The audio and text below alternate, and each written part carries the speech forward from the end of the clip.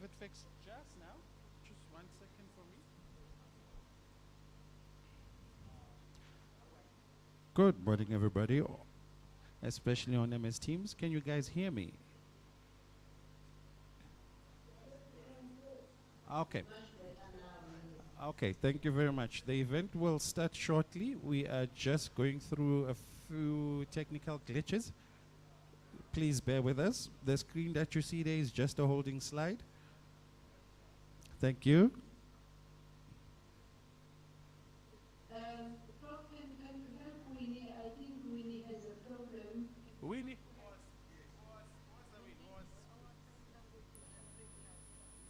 Not a problem, not a problem, Doc. I am covered. She told me about the sign language interpreter, so we'll definitely include it in there.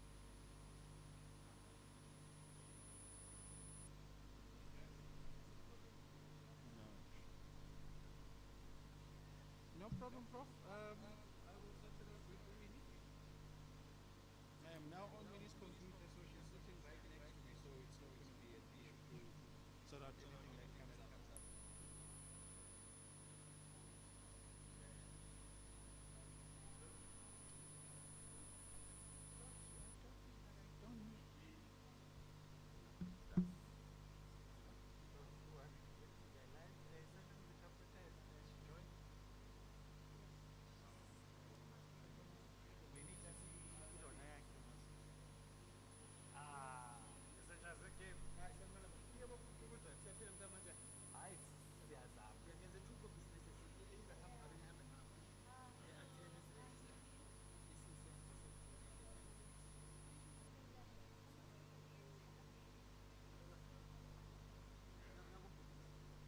No.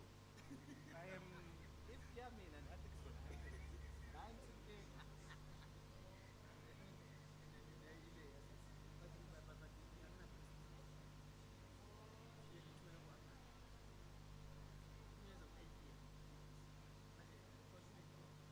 Therefore, no. Just give me what I need.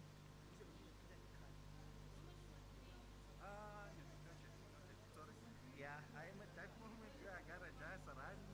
So down like, hey, everything's just Hey.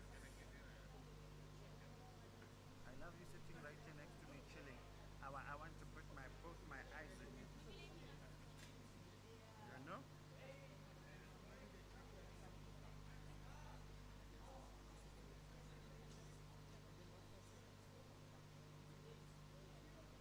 Yeah, he was not supposed to be here.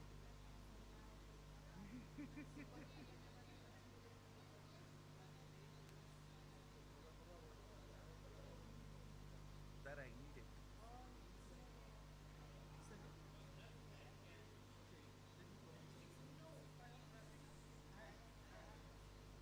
How? Okay, I'll take you to muchachos.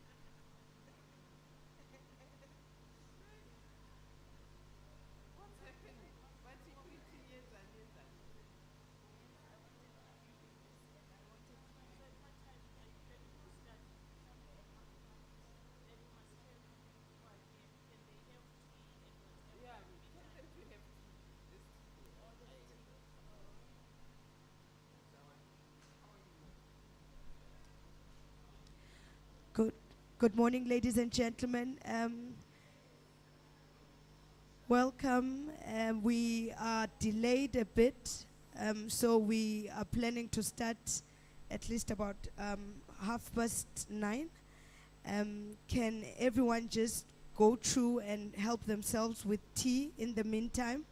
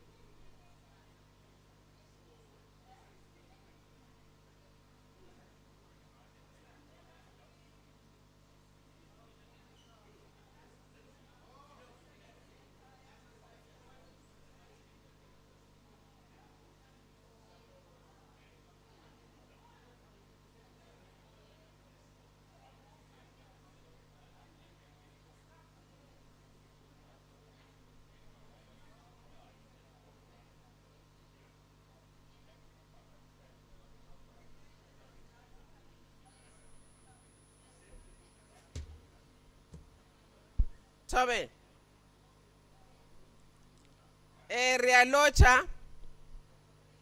Good morning. Emacheron. Muare. Luhono, we are going to celebrate Translation Day. It's an international Translation Day. Everybody knows about it. I want us to start. Unfortunately, one of my co-program director is not here yet, but I think I will continue. We have also people, our program is dual. We have got also people who will be listening virtually, who will be participating virtually. My name is Ria Mabule. I'm the co-program director. Unfortunately, I don't see our sign language interpreter. I don't know what's happening.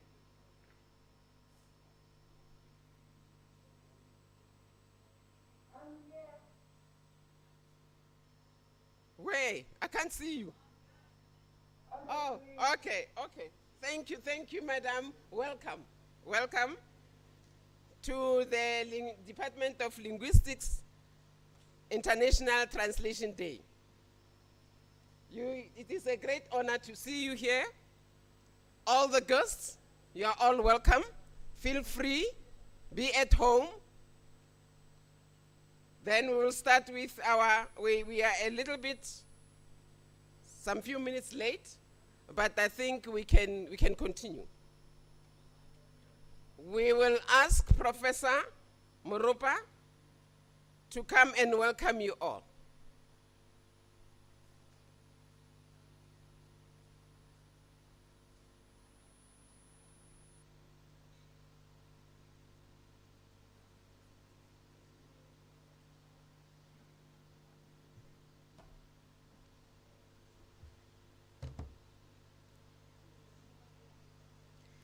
Good morning, colleagues. Sanibonani, Molweni, Dumelang.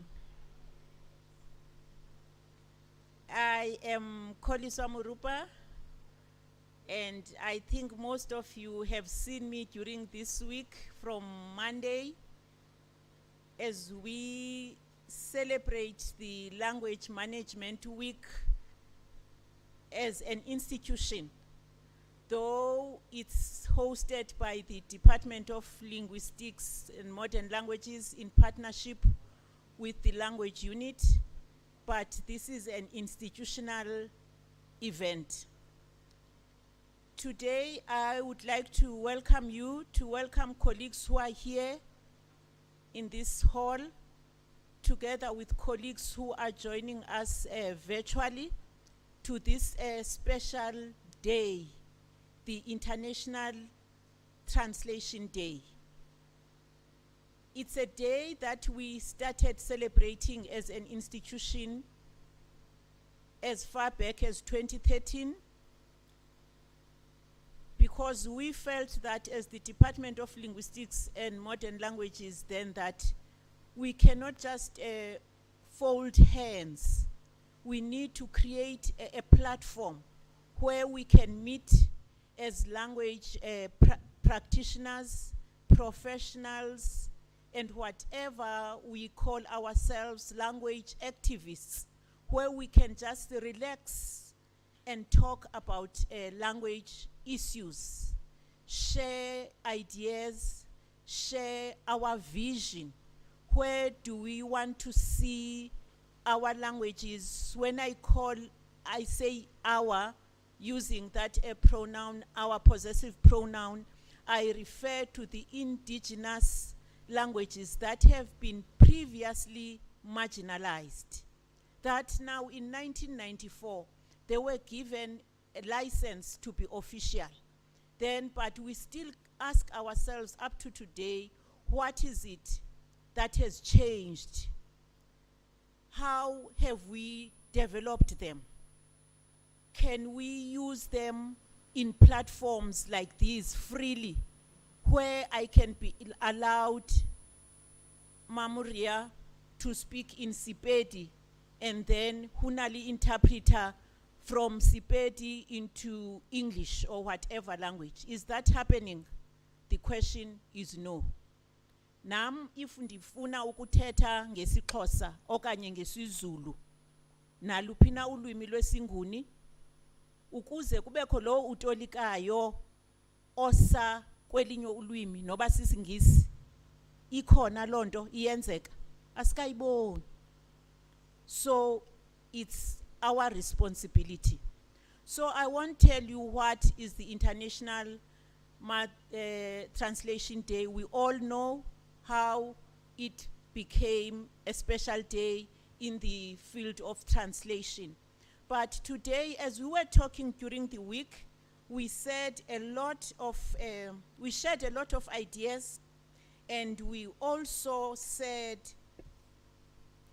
as the team from Monday that we need to partner together, we need to collaborate so that we can see progress in the development of these languages as languages of teaching and learning, languages of research and scholarship, and even languages of communication in the digital space, where you can simply upload something written in isiZulu and you translate, you get a translation into English. Having said that, I just want to close my welcome, as I welcome you, use one of the leadership scholars, John Maxwell, who talks about teams. He says that one man cannot make a team. So now we need to form these teams in developing these languages and taking them to another level. As I welcome you today, before I paraphrase what Maxwell says, I just want to acknowledge Professor Ojo, who's sitting over there. Yes, who has joined us in this journey together with his student there, Gina. Gina, you are most welcome. And I would like also to welcome our international speaker, who is a product of the Department of Linguistics and Modern Languages, who graduated his doctorate, I think maybe 2020, if I'm not mistaken. But as I close, Dr. Mabule, I would like us to take this further. When we move out of this venue today, we should take it seriously, the collaboration aspect, even in writing these articles. We met this week, there are a lot of presentations, then let's partner together.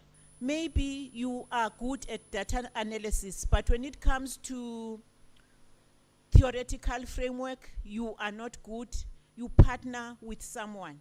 Then Maxwell says, you do not climb a mountain like Everest by trying to race on your own or by competing with your comrades. You do it slowly by unselfish teamwork. It takes teamwork to make the dream work. If you want to climb a great mountain, you cannot do it alone. So with those words, I want to welcome you and thank you for joining us as UNISA, our colleagues from other entities, especially government entities, and also other language bodies who are here and who are online, and also a special welcome and thank you to our sign language interpreter. Thank you, colleagues. Round of applause, please.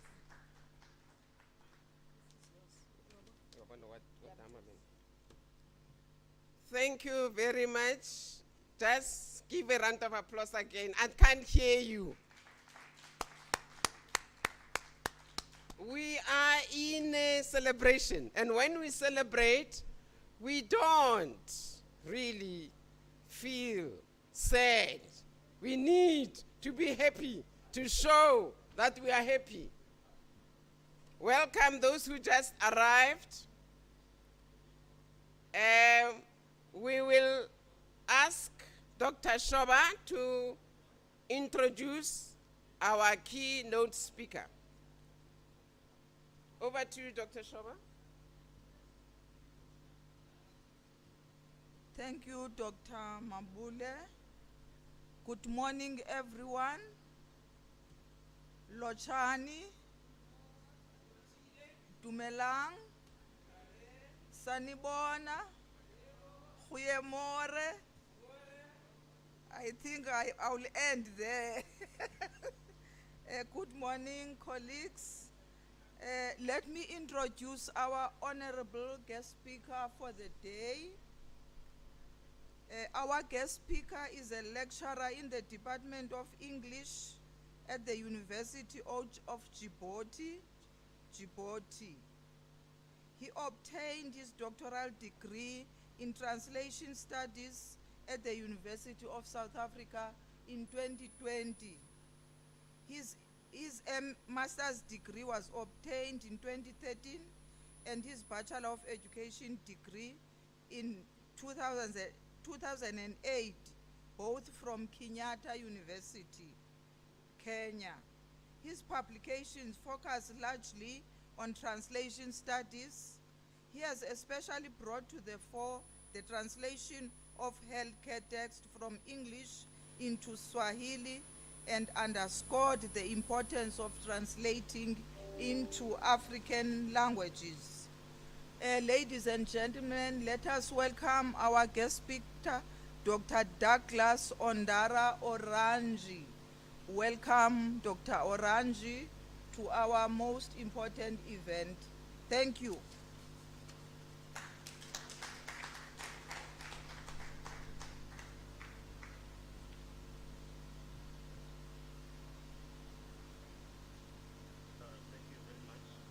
Introduction. I don't know if you can hear me. Okay, thank you. As you have already put, I am Douglas Ondara, a proud product of the Department of Linguistics and Modern Languages, UNISA, and I am honored today to join you in celebrating the International Translation Day. In line with this year's International Translation Day theme, The World Without Barriers, when I got the invitation, I pondered on what I should speak about. And the first question which came to mind was, what exactly are we celebrating?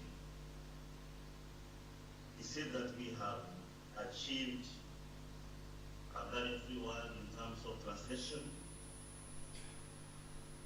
Is it that we've empowered our translators, that they are able to deliver acceptable translations? But before I delve into my presentation today, I want to celebrate all the translators, terminologists, language practitioners, who have made the world a better place because of what they do every day. More often than not, these people are not celebrated, they are invisible. But I asked myself what the world would be without translation. We'll be having very many barriers if we didn't have translation. And therefore, join me in celebrating language practitioners, terminologists, translators, because without them, we couldn't be here today. So, when it comes to translation, as leaders, we only try to the final product. but we don't know, or we cannot see the effort which has been put in to ensure that we have a translation that is acceptable, that speaks to culture, and all the dynamics that inform translation. So translators are not to ensure that we have information that seamlessly gets into all corners of the world. And that goes or speaks about the theme of this year's Translation Day, that it's a world without barriers. So in this context, translation comes out as an activity that removes language barriers and makes available information that would otherwise have not reached some audiences. Indeed, translation is a form through which language rights are guaranteed. And we have to give it translators for turning every language barrier into a bridge of knowledge.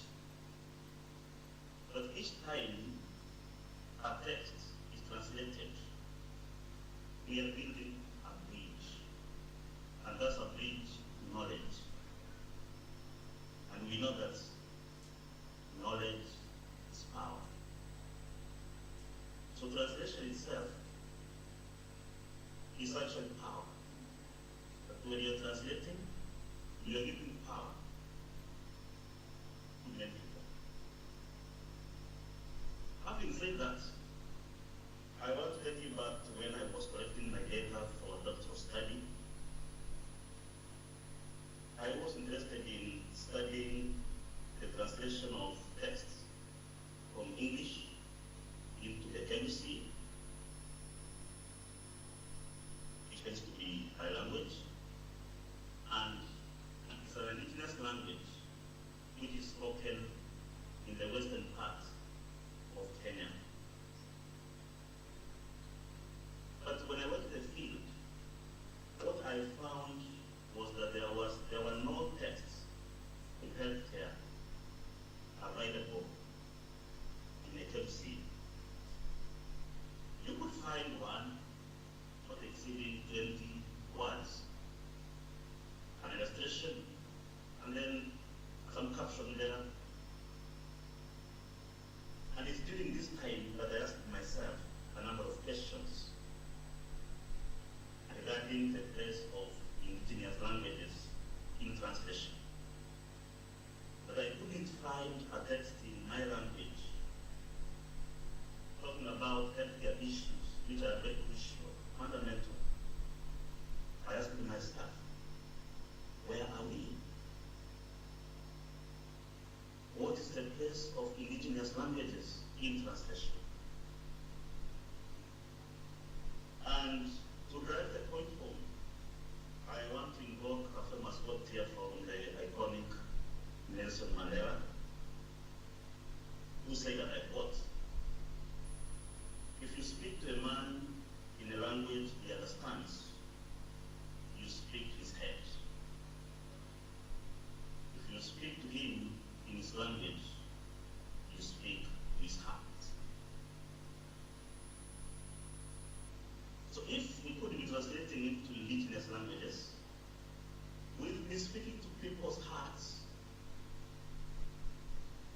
But now we have left communication of crucial information, like in healthcare, into the big languages. And in this case, I mean English and Swahili, as we see later. So we are not speaking to people's hearts.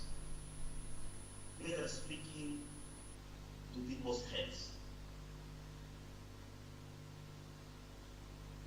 Colleagues, what I'm trying to illustrate here is that in as much as translation is doing its part in ensuring that we have a barrier-free world, as the theme of this year indicates, little has been done to ensure that translation is done into and from English. indigenous languages.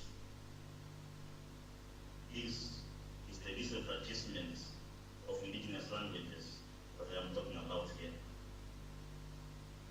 The non-translation into indigenous languages is this enfranchisement. And by focusing on the suppressed and the marginalized languages, I am not trying to say that translation has not made an impact in the world. I am actively aware of the huge impact of translation in the global society. It is indisputable. But when you come down into indigenous languages, the situation is bad. So the argument I am advancing here is that this impact would have been huger if translation was done to indigenous languages, but even slightly below half, as it's done in the big brother languages. And when we talk about the big brother languages, they have had their place in translation because of their access to many users and the many opportunities that they offer, among other reasons.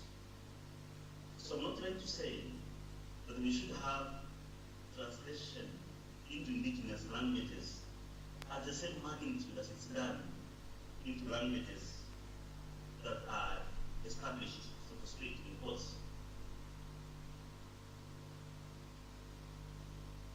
The big brother languages I'm talking about here are Chinese, Spanish, Arabic, French, Japanese,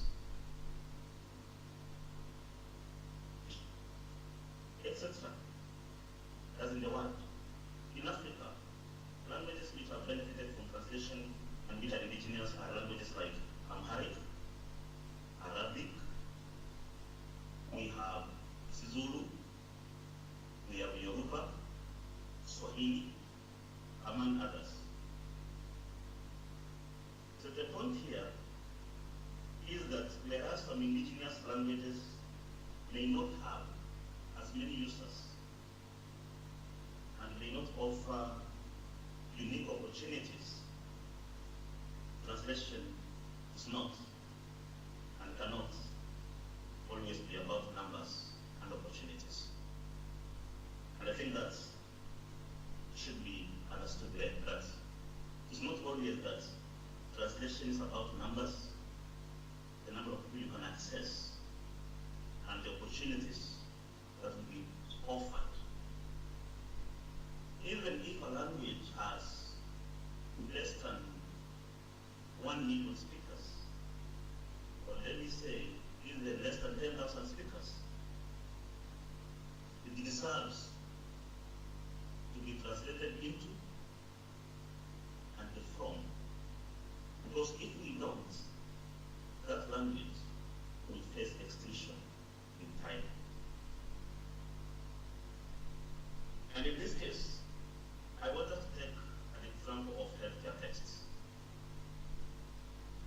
It's not always about opportunities in numbers, but rather about saving lives. But even that small language, with the smallest number of speakers, people in that community, speakers of that language, fall sick. Speakers of that language deserve to be sensitized on healthcare. So therefore, whenever translation of crucial messages that touch on people's lives cannot be availed in indigenous languages, we suffer a double tragedy. That is, indigenous languages are gradually killed, and the intended message does not reach everyone. have as a consequence disenfranchisement of languages and disenfranchisement of speakers of the small languages inputs. The essence of healthcare communication is to inform, influence, and motivate individual, institutional, and public audiences about health issues through planned learning experiences based on sound themes. So the essence is to inform. How can we inform if the language is not available in indigenous languages? How can we influence if the language, if translation is not done into indigenous languages? So the aim of healthcare communication is to improve disease prevention, health promotion, healthcare policy, and as well as enhancement of the quality of life and health of individuals within a community. So if we can sensitize people about diseases, they can be prevented. We cannot have health promotion. And all this can be made possible if information is disseminated to all in a language that they understand or speak. This can be made possible if we speak with their hearts. And to address these points, the WHO identifies attributes to consider in a health program. Number one is accuracy. That the content should be varied without errors of fact, interpretation, or judgments. That a health program and communication should be accurate, so as not to have misinterpretation or have errors of judgment or fact. But if we don't provide this information in indigenous languages, we are likely to have misinterpretation, because we don't view things through the same lens. Different languages have different ways of conceptualizing things. And therefore, if we provide it in another language and we assume they can read and understand, they are likely to have misinterpretation, and that goes against the accuracy attribute as put forth by WHO. The second one is availability. Healthcare program should be available. That is, should be made accessible to the audience. As we have said, this information is not availed in indigenous languages. The third attribute is balance. That is, clear presentation of benefits and risks. But when it comes to translation, we understand that sometimes we can have a translation which is unacceptable because maybe it is touching on areas. For instance, if we have taboo words, what is taboo in Swahili may not be taboo in HFC. And therefore we run into the risk of not balancing if we don't translate into indigenous languages.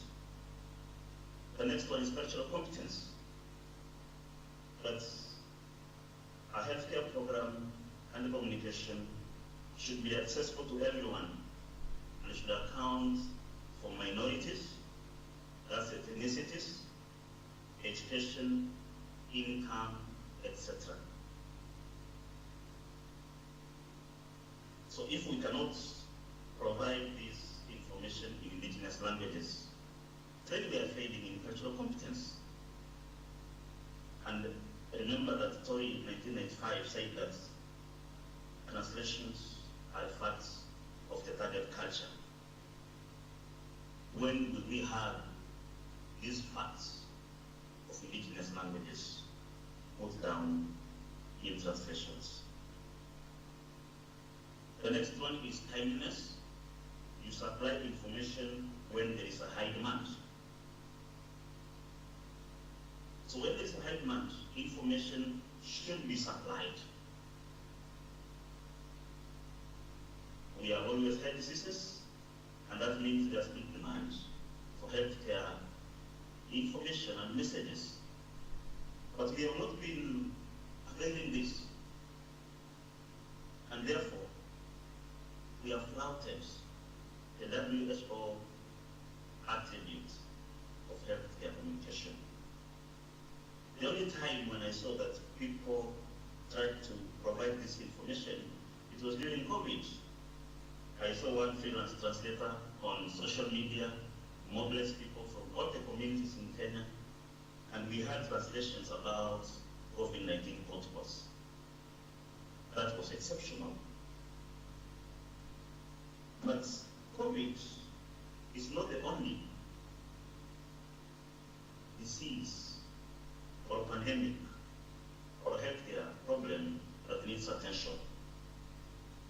And therefore, we should strive to translate into indigenous languages whenever there is a high demand. And always, I submit, there is a high demand. The last one is understandability. But a language, you provide one in a language and a reading that is appropriate for the specific audience. The issue of clumping together all Kenyans into Swahili, notwithstanding the difference in cultures and all that, affects understandability of healthcare texts. Therefore, what I'm trying to say is, whenever we translate into indigenous languages, whenever we don't translate into indigenous languages, we create barriers that cloud WHO guidelines on healthcare provision. So even as we celebrate today, International Translation Day, we need to take a back seat and ask ourselves, where are our indigenous languages? We need to bear in mind that language does not cure. Language does not cure, but it's a fundamental component in healthcare provision. That people do not just die from disease. People actually die from lack of knowledge. Therefore, by not translating into indigenous languages, we are denying people an opportunity to gain knowledge in key healthcare thematic areas. And we understand that language is the medium that facilitates socialization among members of a given setting. So if we use a language that can be understood by the inhabitants of a community, then we are breaking boundaries, and we consequently minimize problems and challenges that would have otherwise been monumental if we did not break the language barriers. Another aspect which I want to bring in here is that governments have had legislations about language rights. And I want to use the Kenya Constitution 2010 said that enjoyment of rights of individuals as enshrined in Chapter 4 of the Kenya Constitution 2010, and for the government to grant those rights depends to a large extent on a use of language that's accessible to all. But for the government to grant the rights enshrined in the Constitution, then it depends to a large extent the use of a language that's accessible to all. In fact, the same Constitution acknowledges that equality and the freedom from discrimination and access to information are fundamental human rights. Access to information is a fundamental human right. It is in the Constitution. But this begs the question, will these fundamental rights cease or stop existing or to apply when it comes to provision of information in indigenous languages? We should bear in mind that failure to provide information about healthcare in a language that the people understand denies those people their right to healthcare. So the point we are saying here is that these rights are in the Constitution, laws of the land, but still the indigenous languages have been ignored when it comes to translation. And when I talk about indigenous languages, I understand we have some which are enjoying some status when it comes to translation, like Swahili, but the majority of them have been disenfranchised completely. So colleagues, we need to ask ourselves why we have these barriers when it comes to translation into and from indigenous languages. Why are we in this state? To begin with, I want to say it's because of lack of resources. Or should we say, purported lack of resources. It's actually the main cause or reason for non-translation into indigenous languages. Why do I say this? The government, which is responsible in ensuring that we are dissemination of healthcare information, is apparently not in a position, or so it appears, to translate text on its own into Swahili, leave alone other indigenous languages. And I'm talking about the Kenyan context here. This is informed by, I sampled 12 healthcare texts, 12 of them, and I found that in all the texts, when you look at the macrostructural features, there's not even one text which was done only by the government. The government had to collaborate with partners like WHO, USAID, the church, and many others. So on the face value, one can say, maybe we don't have the resources, and I'm talking about me here now. I want to assume I'm part of the government, but we don't have the resources to translate into indigenous languages. Because the dominance of the healthcare stakeholders, organizations in translation points to the government's inability or non-commitment to fund translation into indigenous languages.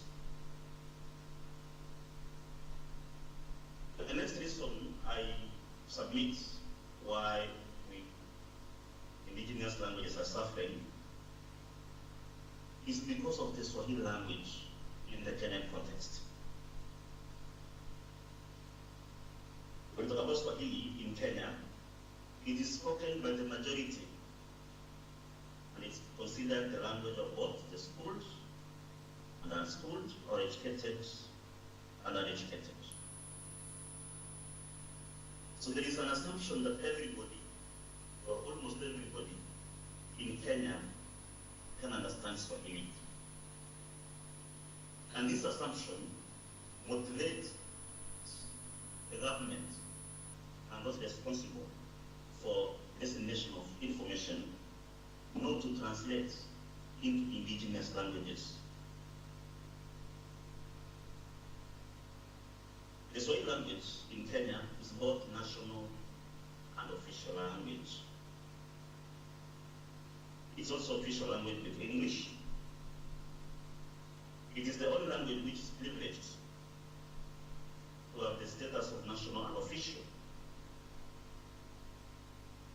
As an official language, it is used for the transaction of business in offices, parliaments, and in other official arenas.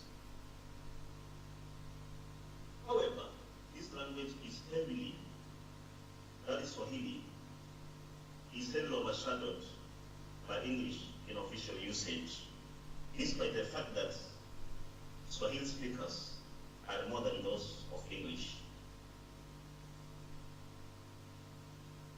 On the other hand, the status of Swahili as a national language makes it a language of national integration and cohesion. And as a result, the place of Swahili in Kenya cannot be disputed. It has earned its place. Only that in the context of today's topic on how indigenous languages have been disenfranchised in translation, the Swahili language, which is an elite language itself, has contributed to non-translation into other indigenous languages. They seem to place in the premise that if you have it in Swahili, then everybody is covered. But we must bear in mind that Swahili might be one's language, but just because you speak to him or her in Swahili doesn't mean that you are speaking to him or her to his or heart. It could be prudent to speak to people in a language that they use to see and understand their life. So as Swahili thrives because of its dominance, the other languages, indigenous languages, continue to be marginalized in translation. So the Swahili language, in this case, is innocently guilty when it comes to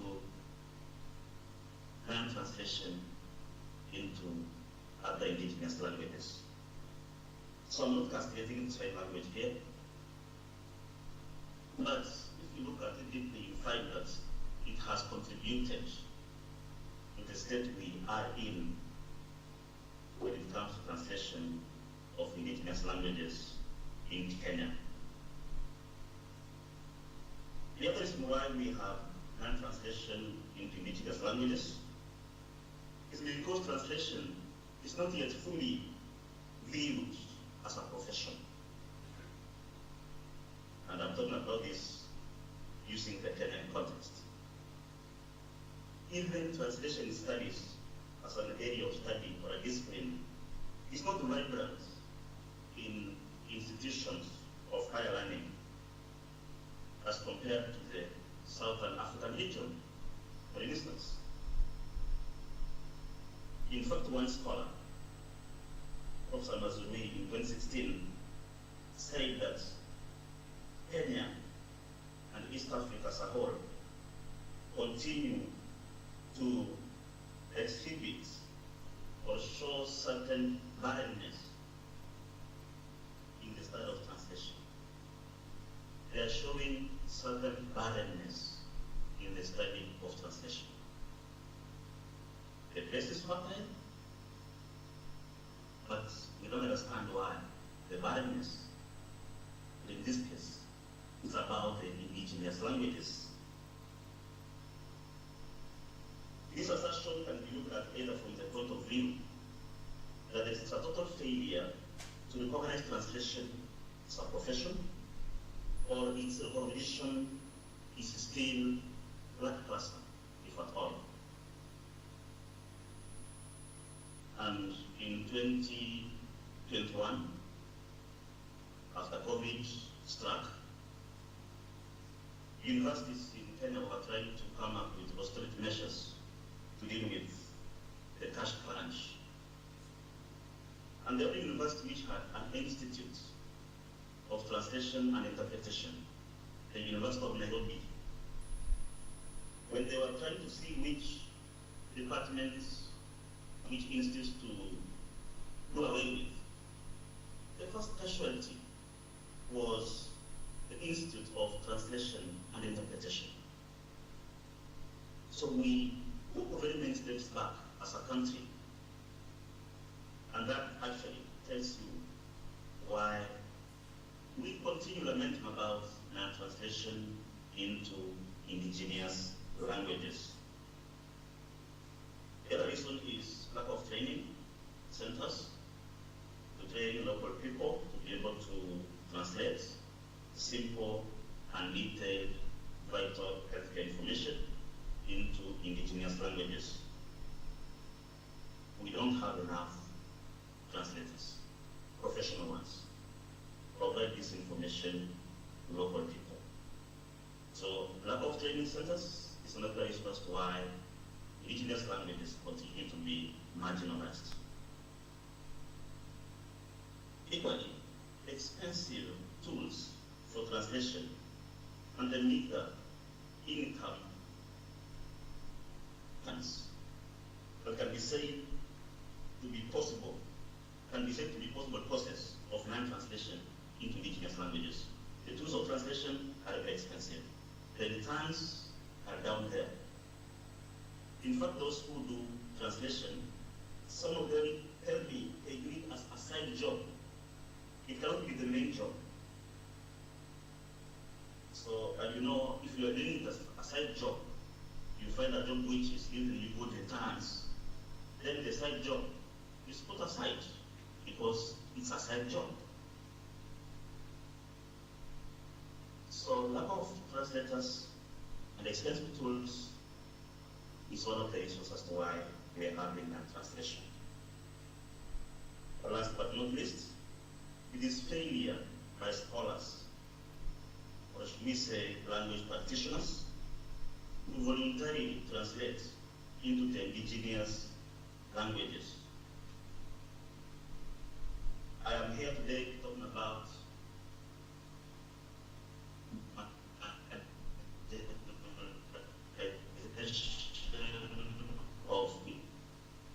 but if you need have I ever translated any text into a KMC? The answer is no. So I am part of the problem, or we are part of the problem as language practitioners. We can volunteer to translate into our indigenous languages, even if it's a 20-page text. We are contributing to the growth and the vibrancy of indigenous languages. So if we took that initiative to translate our languages, then I think we will be having something to talk about. And personally, I have endeavored now to translate one novel into my language. I know it will be unrewarding, but for the sake of contributing into our indigenous languages, it's a sacrifice I am ready to make. And I have started. I hope that maybe in 2 years, I will be done. So in conclusion, what we can see is that we still have barriers in translation into and from indigenous languages. We have done very well when it comes to the big languages, but locally we still have barriers, and these ones need to be cleared or removed. We can also see that premium is based on numbers and opportunities. But in healthcare, we shouldn't be so much concerned about the numbers and opportunities thereof. Equally, the governments ought to guarantee language rights as envisaged in constitutions and applicable laws of the land. It's not just be on paper, it should be practiced. Finally, I want to say that translation has had a global impact, and the barriers which exist today are local. And therefore, as we gather here, colleagues, to celebrate this day, we are justified. We are making progress. And how I wish the other regions in Africa, particularly the East African region, can borrow a leaf from the South African context. I was following your presentations the day before yesterday, and I saw that indeed you are making progress. You may not be there, but you are far much ahead when it comes to translation and the promotion of indigenous languages. So I end by saying that, yet again, I celebrate translators, I celebrate terminologists, language practitioners for the good work they are doing. Thank you very much. And if there is any question, you can put it forward. Asante sana.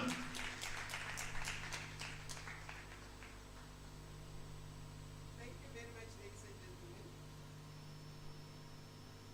We couldn't cut our speaker due to we started late. I'm in control. I am the one who's in control. We started late. We couldn't cut our speaker. So we will talk to Mr. Coupe. Mr. Coupe is somebody from home. We will give him time to do poetry. If there is one who wants to ask questions, I'll just take only two for our guest speaker. Unfortunately, I cannot say that we will ask him after, because it seems he's there, waiting for any question, comment. Just two, only two people. I'll allow only two people. Thank you.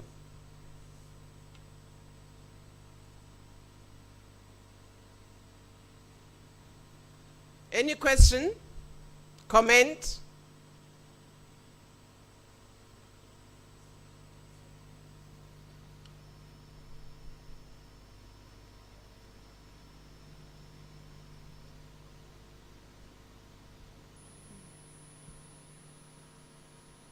Anyone?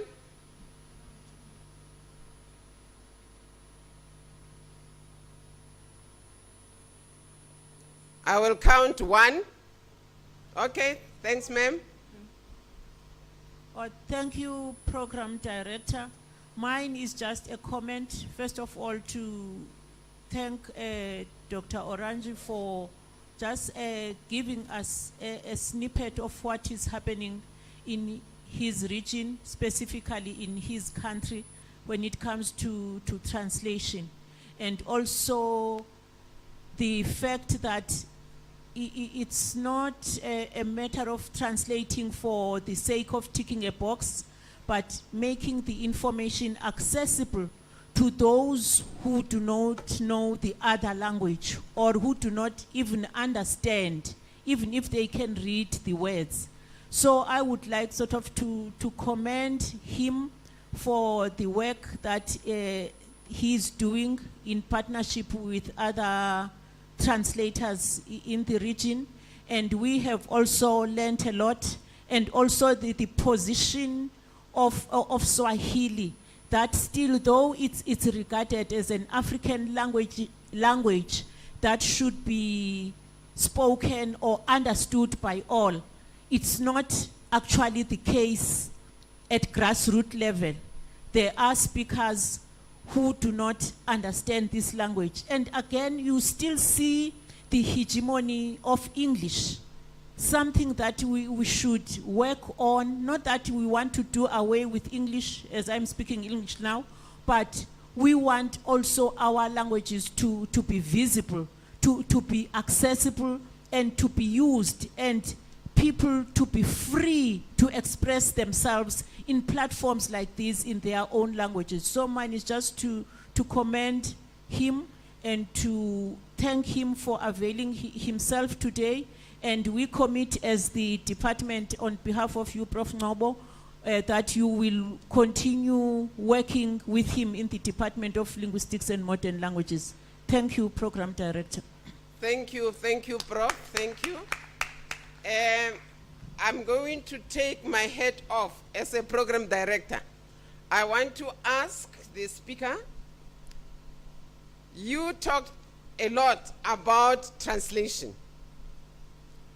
I had a student who was doing interpreting. How far is interpreting being used in Kenya, especially in the health facilities as well as in the judiciary? Thank you.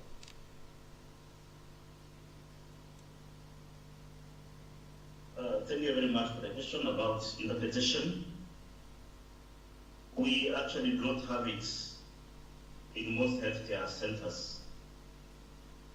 What they do, they ask, can you get someone who can help you understand what I am saying? And you ask somebody, if let's say if it's in Lusila, where I come from, and the doctor is from another region, what they do is the person next is considered to be the interpreter. So can you help me with this? So if that one cannot help you, move the next one. So interpretation, I have only seen it vibrantly in conferences and seminars. And now we have it it's a policy, we have it now in the media, the TV station.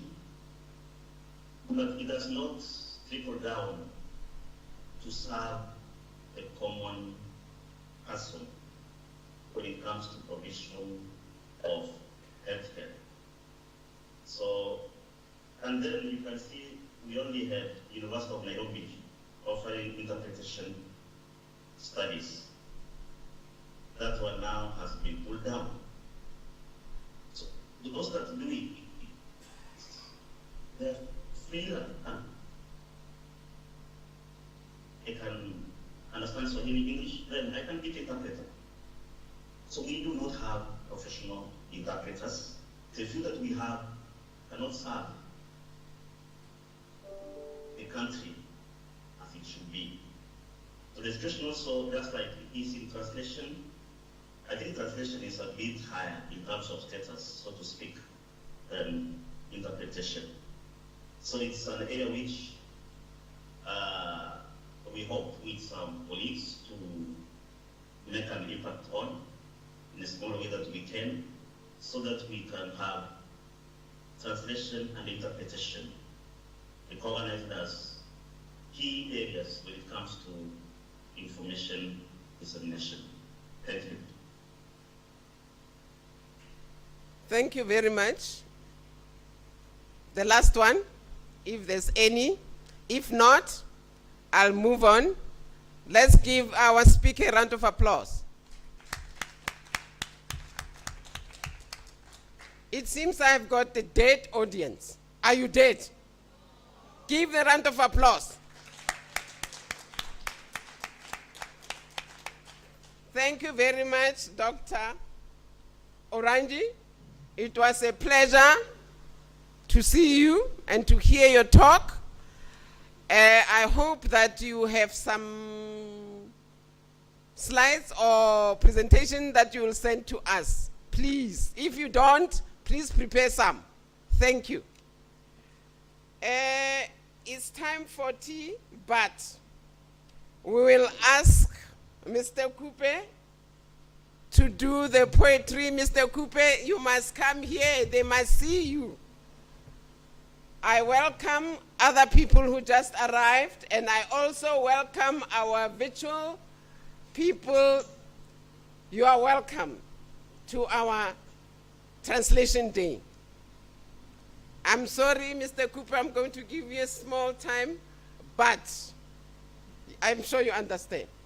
Mr. Cooper is one of us in the Department of Linguistics and Modern Languages. He is our student and our co-worker as well. So he doesn't need introduction that much. Thank you. Over to you, Mr. Cooper.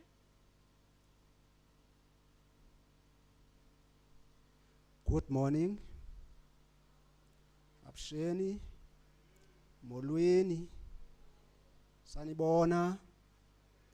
Yathemba wonke umuntu uphilile.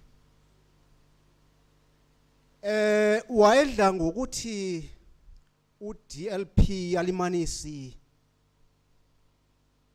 xa eza kuvulwa kumlomo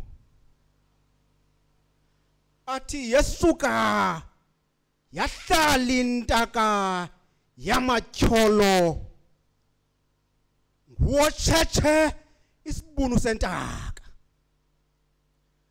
Nake zakuthi xa ngiqalayo ukuthetha ndithi kuba kakade uphumile uhile zingcongolweni. Molweni,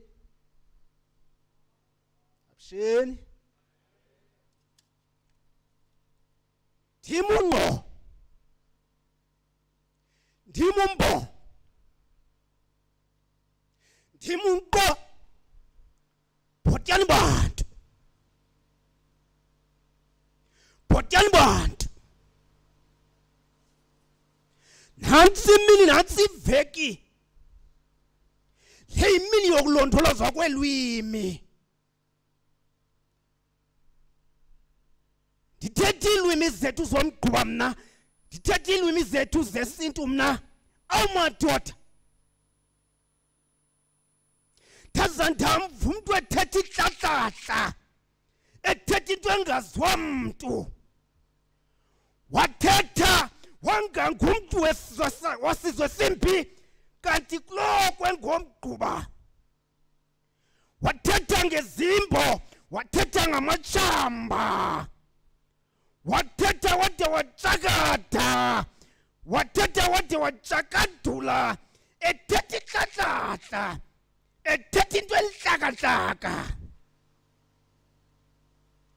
Mkhuzeni, mncandeni, uyangahleka, mxeleleni, mboniseni ngaluthetha nolwakhe lenkobe.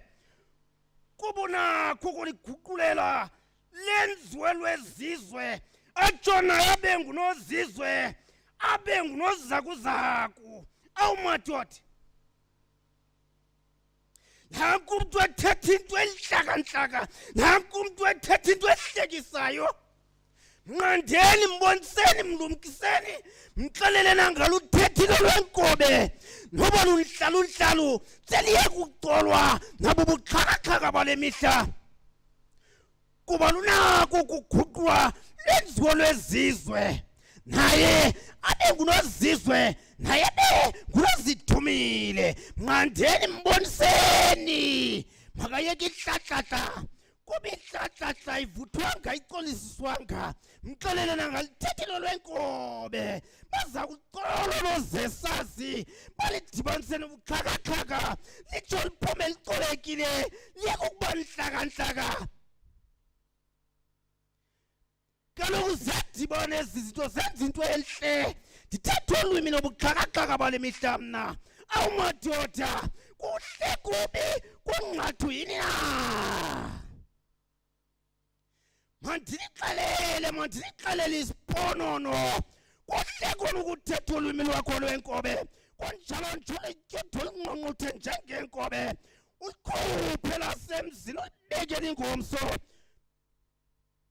kubo okwalo mzuzu sesekhaya unelungelo lokunhlanhlatha iinkobe zakowenu awumadoda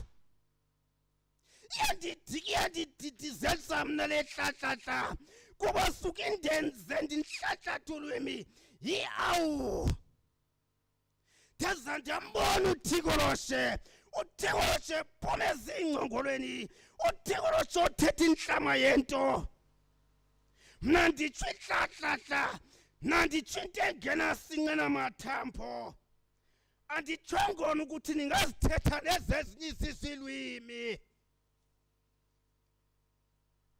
ningazithetha kuba kakade aniphili nodwa niphila nezinye izizwe malawundi nakulo mlawu kodwa kumnandi ukuthetha into encancebeleni kubi nesongo nezandi ezitho kuvakale kunjalo nje kumnandi kubi nakho nokuguqulelwa izizwe khona ukuze izizwe zive zide ziyivisisise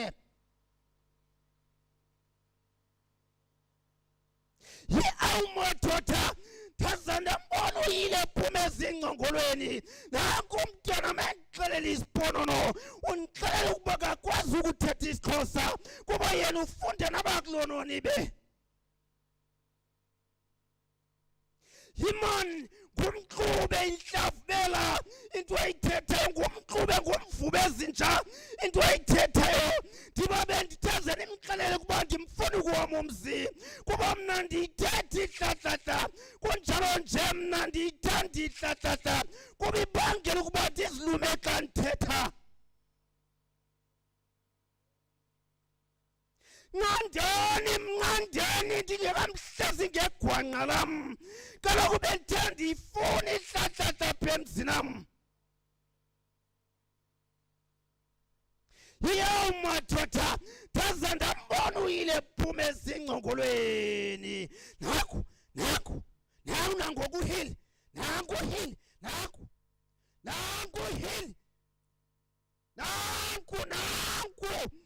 nanku ile zakundigila uhili yo mandibaleke ndizimele ezingcongolweni kuba kakade uyile uphumele ezingcongolweni ndasithe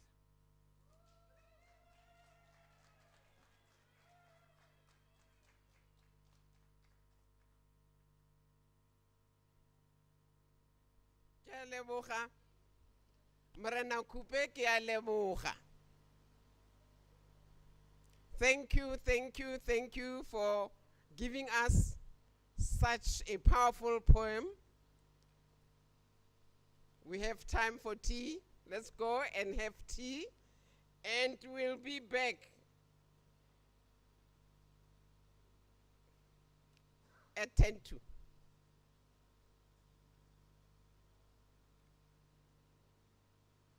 But tea doesn't take time. We can even come back at 1:45. Then we start our time now on time. Please, let's do it. Let's do it. Give a round of applause for Mr. Kupe. I say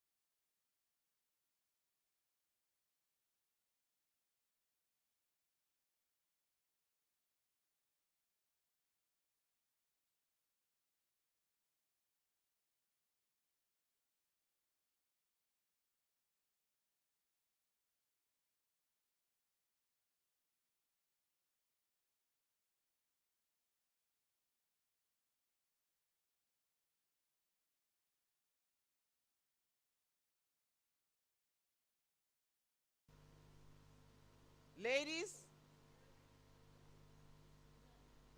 and gentlemen,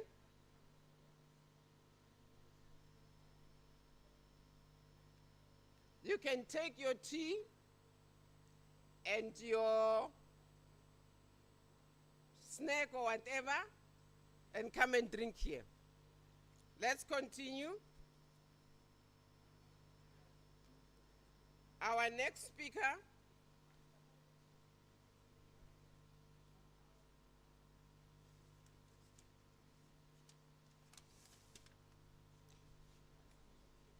you say when they ask questions they must look there, but when they present it's here.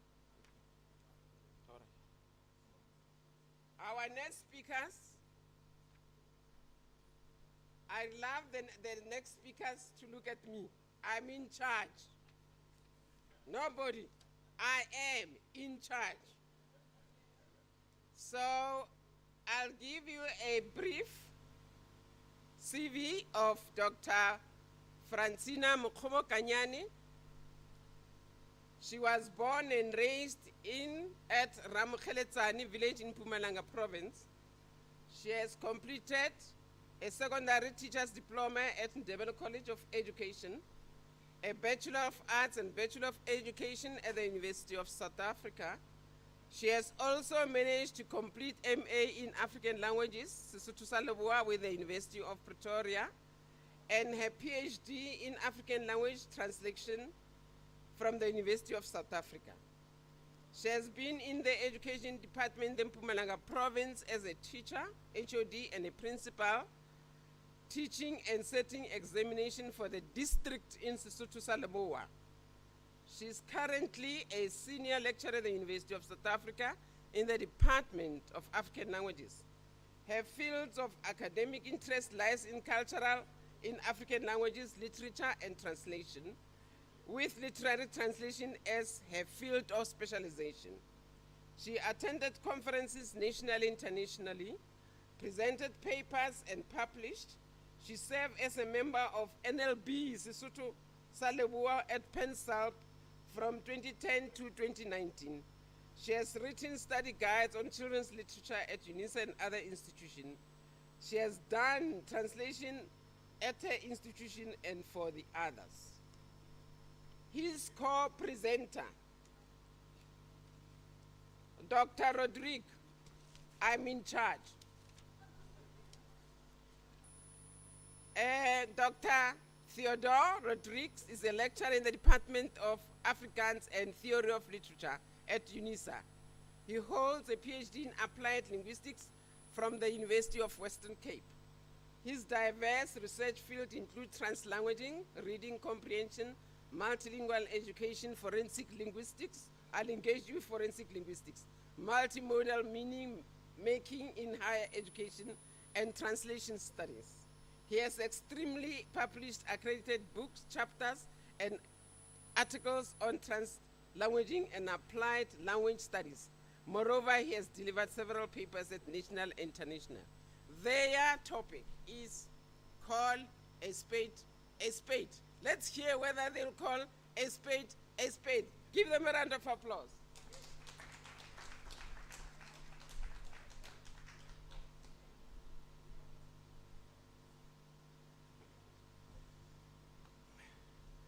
Good morning, everybody. I hope you can hear me through the sound of the fan at the back there.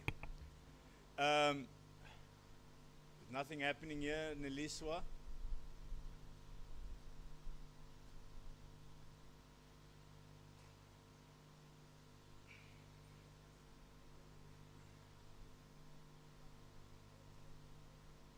Ah, there we go. Yeah. As you can see, we have 3 names on the title there. Our title, Call a Spade, Mr. Translator. We have 3 either wise people or 3 stooges today, and one of us is not here today. She's unfortunately ill in bed. That is Dr. Nokele, and we think of her and we hope that she recovers soon. So, Neliswa, can we do the next slide? I do not want to waste time, so we want to get to the nitty-gritty of why we want to speak about calling a spade a spade. Our outline of our presentation today, we're going to have a short introduction, some contextualization, and theoretical framework. Neliswa, we're waiting on the next slide. Quick, brief research design and methodology, and then the analysis will be done by Dr. Kanyani, and then I will then give a short conclusion. We're waiting on the technical people to show you what we have. Apparently they're struggling that side. All right.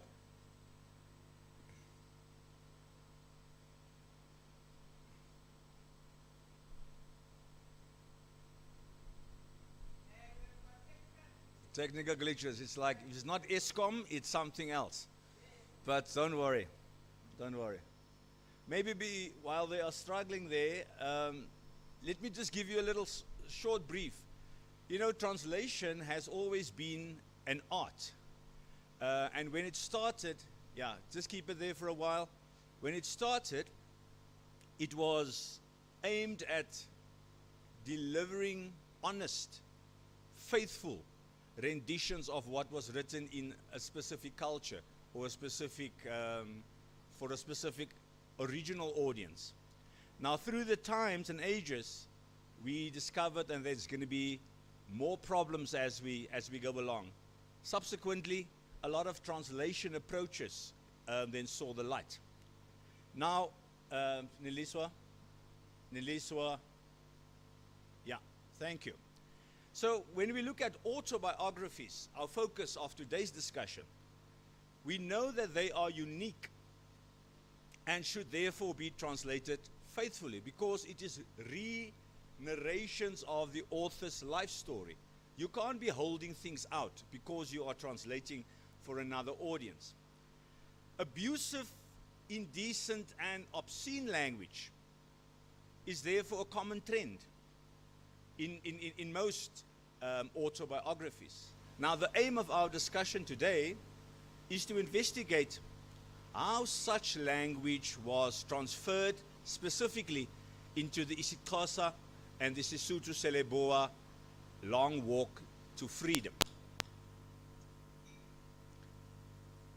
Now, this places us in that position where we now realize that translators are at a crossroads. They are at a crossroads when it comes to taboo language. Hlonipha. That's Hlonipha language. They are at a crossroads. What do they do? Are they going to be loyal to the source text and culture, or are they going to be loyal to the target text and or culture? Now, for us who are translators, among us would know all these type of translation strategies and approaches that deals with these things. One group goes for the target audience and culture. The other group goes for this source text and culture.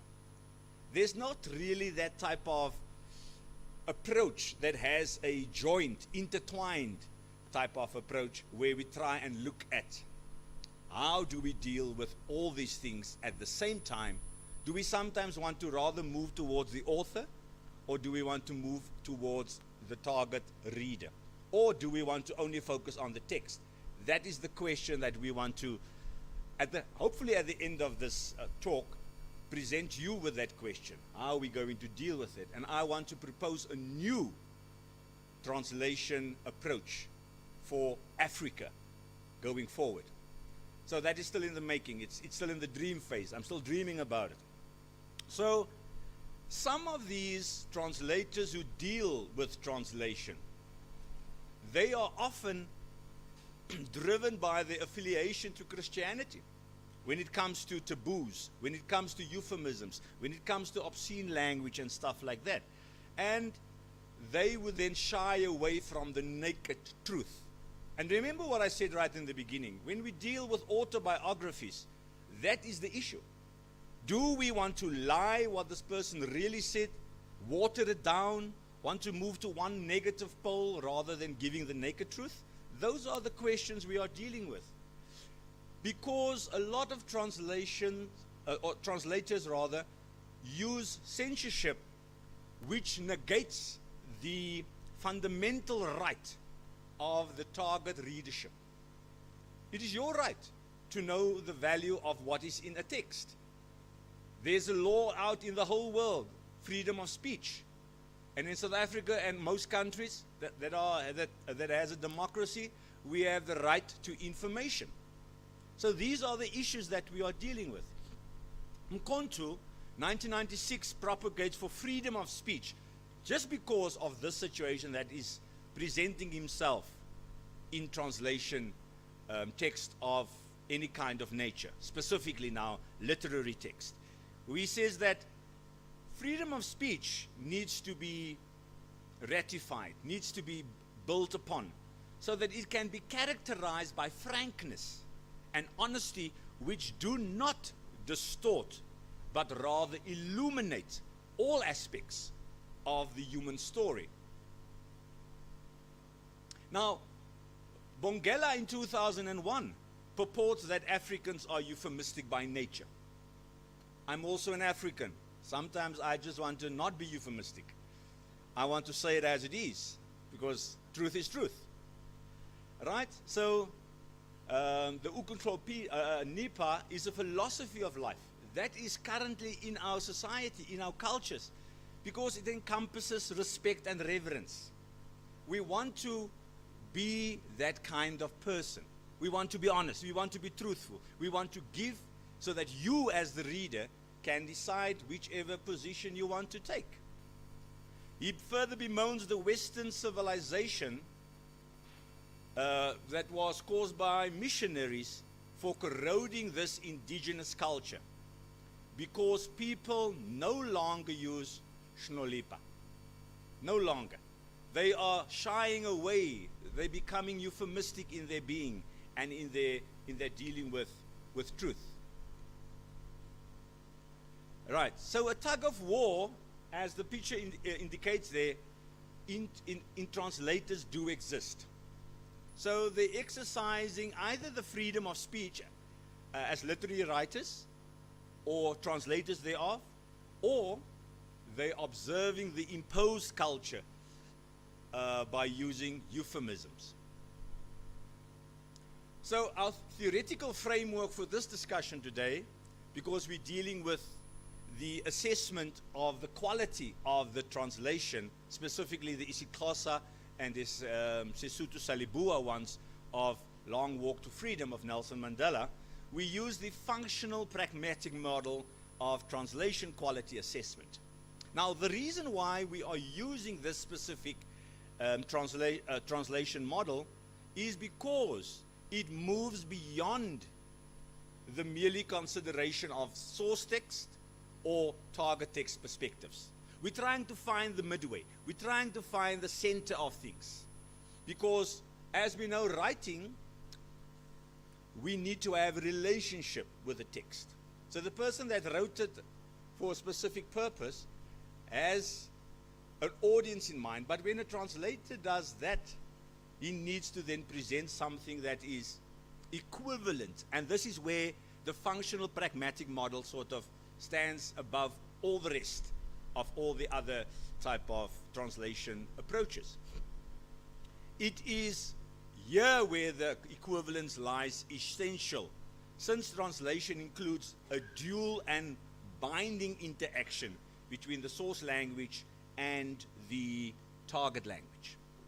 Now, the functional pragmatic aspects are intertwined just because it wants to perform that specific function, to present us the intertwined connection, the relationship between the source and the target language. So it highlights the functional aspect.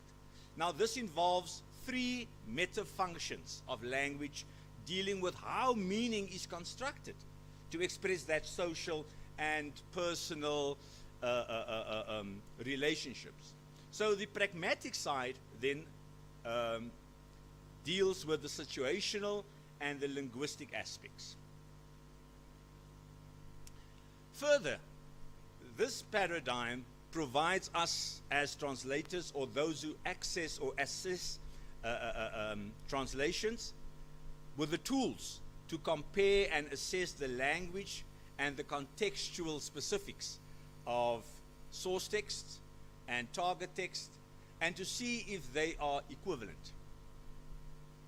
Did the translator catch the spirit of the source text, of the original author? So, by doing that, it also, the paradigm involves several levels of analysis. It first analyzes analyzes the source text using a set of situational parameters.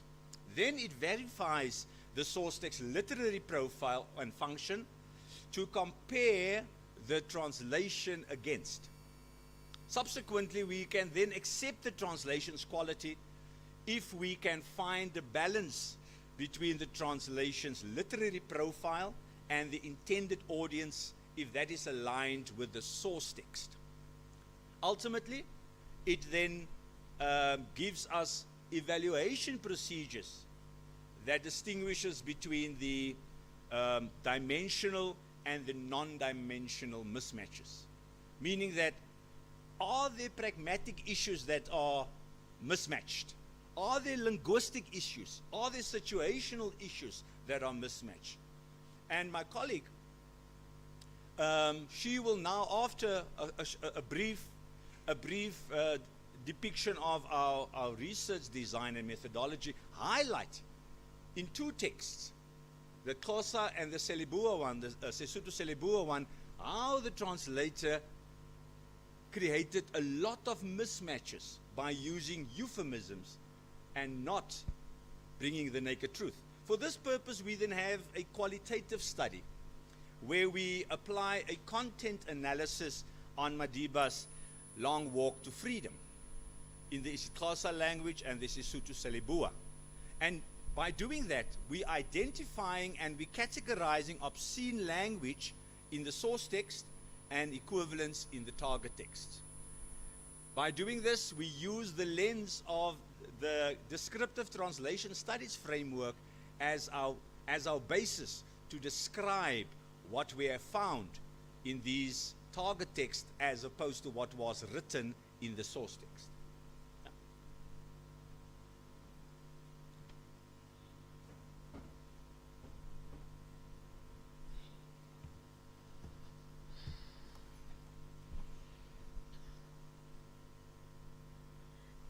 Good morning, ladies and gentlemen. I'm going to continue with the discussions, which are based on the 4 categories for this presentation, which we have selected, which are, the first one will be casing, followed by the body parts, parenthood, as well as behavior. In the first example, as you see it on the screen,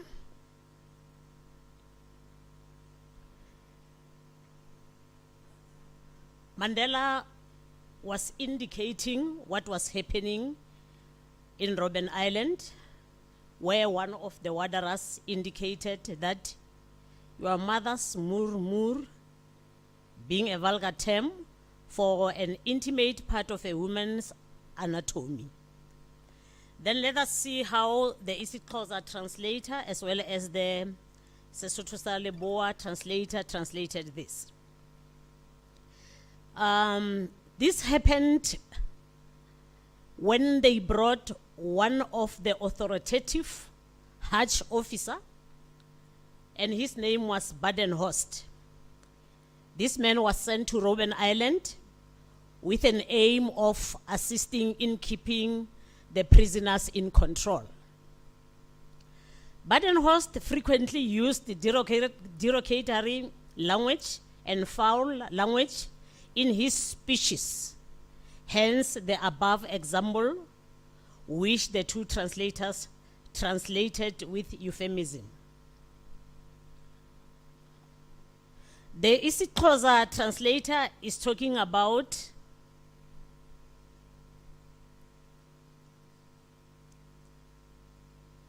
a woman's hidden body parts,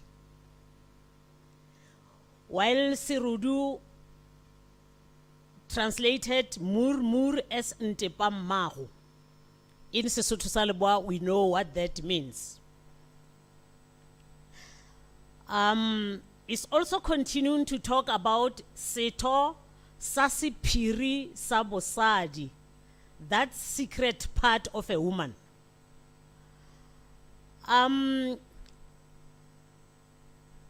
Ladies and gentlemen, according to this explanation from the source text, it is very clear.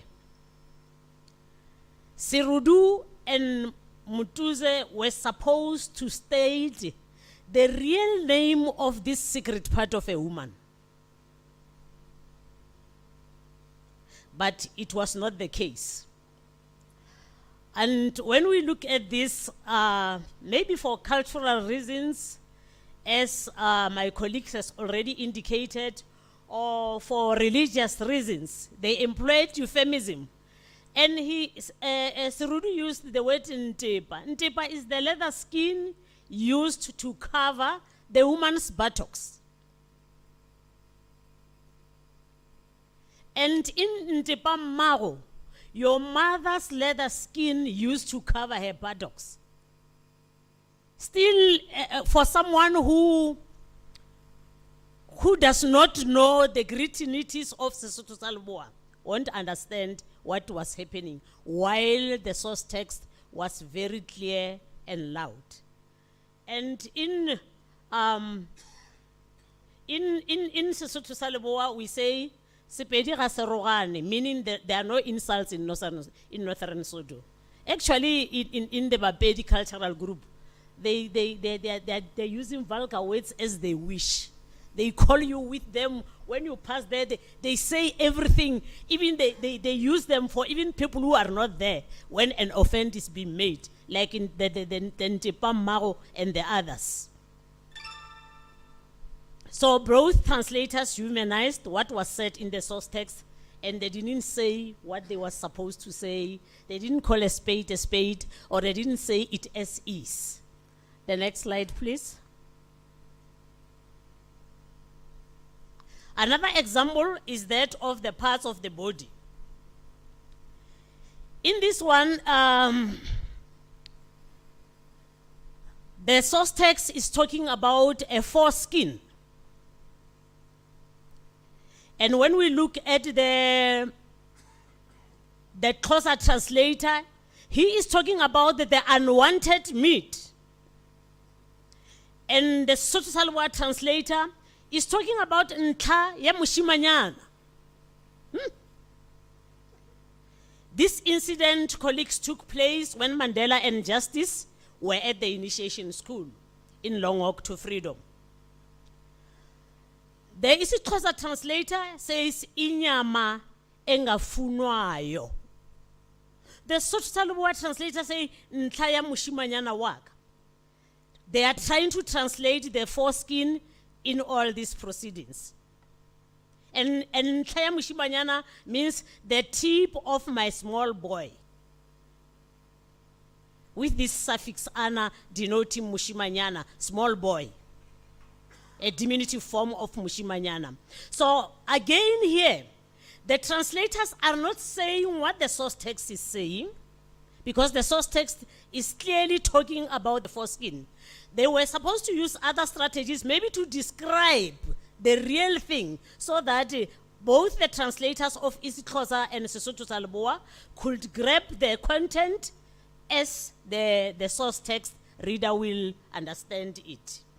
So both translators preferred to euphemize the whole thing. I'm still saying it, sepedi ga se rogane.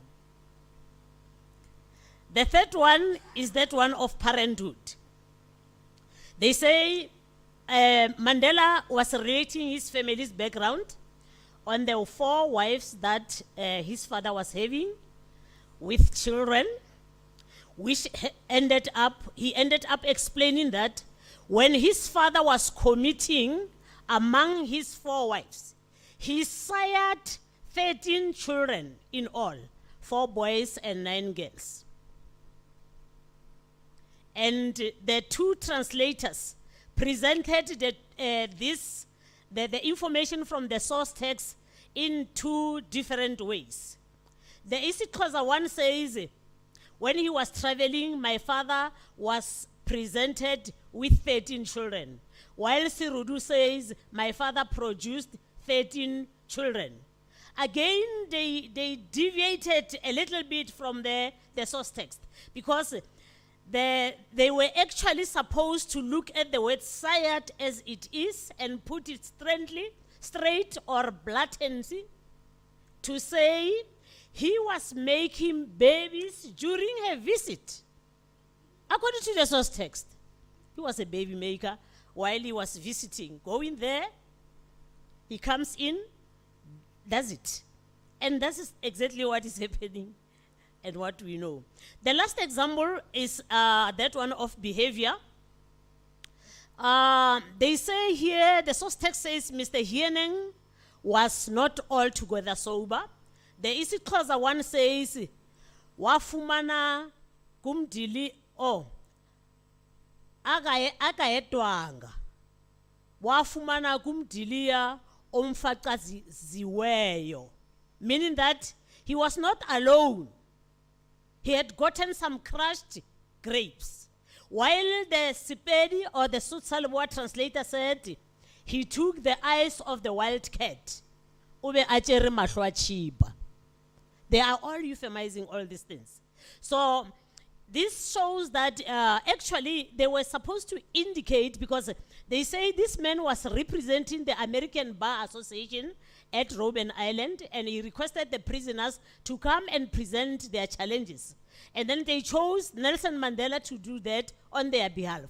So while Mandela was presenting or speaking, Mr. Hieneng kept on confronting him, interrupting Mandela constantly while he was presenting. Then that's when the translator said he was not, he took the eyes of the wild cat, which shows that they were euphemizing he was drunk, because actually they were supposed to say he was drunk. Everybody saw him as drunk because he kept on interrupting. Unfortunately,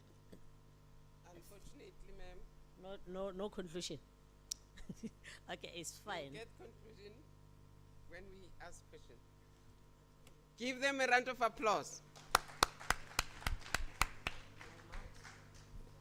The next speaker will start at past.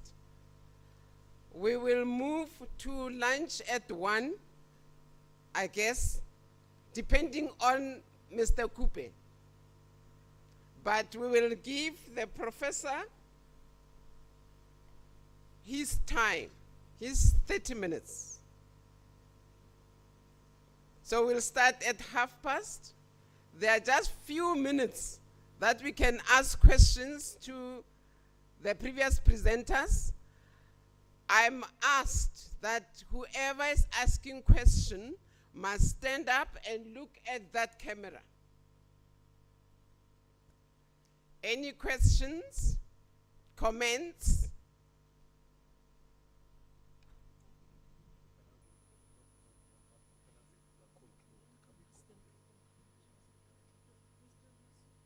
No. I'm in charge. No. They will conclude during question time, if we have time. Yes. No. It's Friday, everybody wants to go home. No. I'm sorry, presenters. I've been tasked to be strict. So if there is no question, maybe a doctor can come and conclude.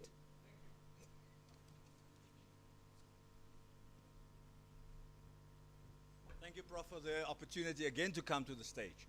I just wanted to say that what my colleague has presented clearly shows that we have to decolonize our current literary space, starting in South Africa. because we cannot be hiding from the truth anymore. Readers should have the opportunity, the right, to engage with a faithful target text. So I want to say that we as a collective going forward, we need to develop the African identity so that we say no enough that we are written out of history. We are written out of history. We cannot be negated anymore. Hence, I want to propose a new translation strategy. As you can see there, I want to call it ETA. It's not the spelling that we are used to perhaps, but it comes to that concept of Africanism. ETA. Ubuntu Isintu translation approach. I'm going to develop that for us, for this country and the rest of Africa, so that we can promote practices where we can strike that balance, where we can shape the communities of the South by informing, respecting, and developing their and our identities. Thank you.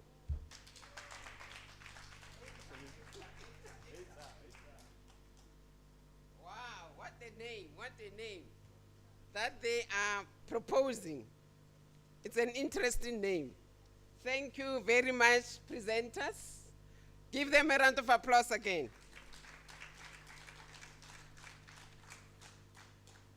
Our next speaker is Professor S. Olusegun Ojo from the University of Durban University of Technology. His CV reads as follows. Sunday O. Ojo is a professor of computer science holding BSc honors and PhD degree in computer science from the University of Ibadan and Glasgow, respectively. His academic career spanned over 40 years working in a number of African universities. These include the University of Ibadan in Nigeria, University of Botswana in Botswana, and in South Africa, University of Zululand, Tshwane University of Technology, and Durban University of Technology, where he's currently based. He is a senior lecturer, a research and innovation professor, head of department, and faculty executive dean. He also served as a visiting professor at a number of universities within and outside South Africa. He currently holds a position as an adjunct professor, research postgraduate supervision at Durban University of Technology, and an academic expert consultant to the University of South Africa. Also, he's an executive director of the Inclusive African Indigenous Language Technology Institute, AfriLT, a non-profit organization in South Africa, leading a team of researchers on digital preservation of African indigenous languages. He shares the vision of a world where an African can communicate and access information through the internet in their own indigenous languages, so that none of these languages should become extinct. He was among the worldwide selected invitees to the UNESCO Language Technology for All LT4ALL conference, held at the UNESCO headquarters in Paris, France, December 2019. He has promoted several honors, masters, and doctoral students' dissertation and theses, 10 of which he successfully graduated. He is also well published with extensive experience in sustained research and publication in peer-reviewed journals and conference proceedings, as well as books and chapters in books. He is a very experienced academic institutional strategic partnership engagement. For several years, he led the ICT for Development Research niche area at the Tshwane University of Technology, which backs the best research group of the year in 2019. At DUT, he is presently the Sub-Saharan African SSA project lead for carbon literacy for youth, employability and job creation in SSA research and innovation project involving researchers from the UK, and SSA higher education institutions under the British Council Innovation for African University, IAU program. He also duels as the project manager for the Community of Practice Building project under the same IAU program. His national and international professional services experience includes serving as a consultant and a resource person for several national and international bodies on ICT-related issues. He's also served as an external examiner, academic program reviewer, and accredited panel member to various universities. Over the years in his academic career, he has grappled with the challenges of student academic skill deficiencies, proffering solutions. He recently worked as a consultant on the African Union Development Agency, AUDA, and NEPAD, NEPAD, panel of experts on artificial intelligence for African development, and to an international European company on African language technologies and services. He is a committed Christian, married, and children. Give our professor a round of applause. I said, are we dead? Thank you.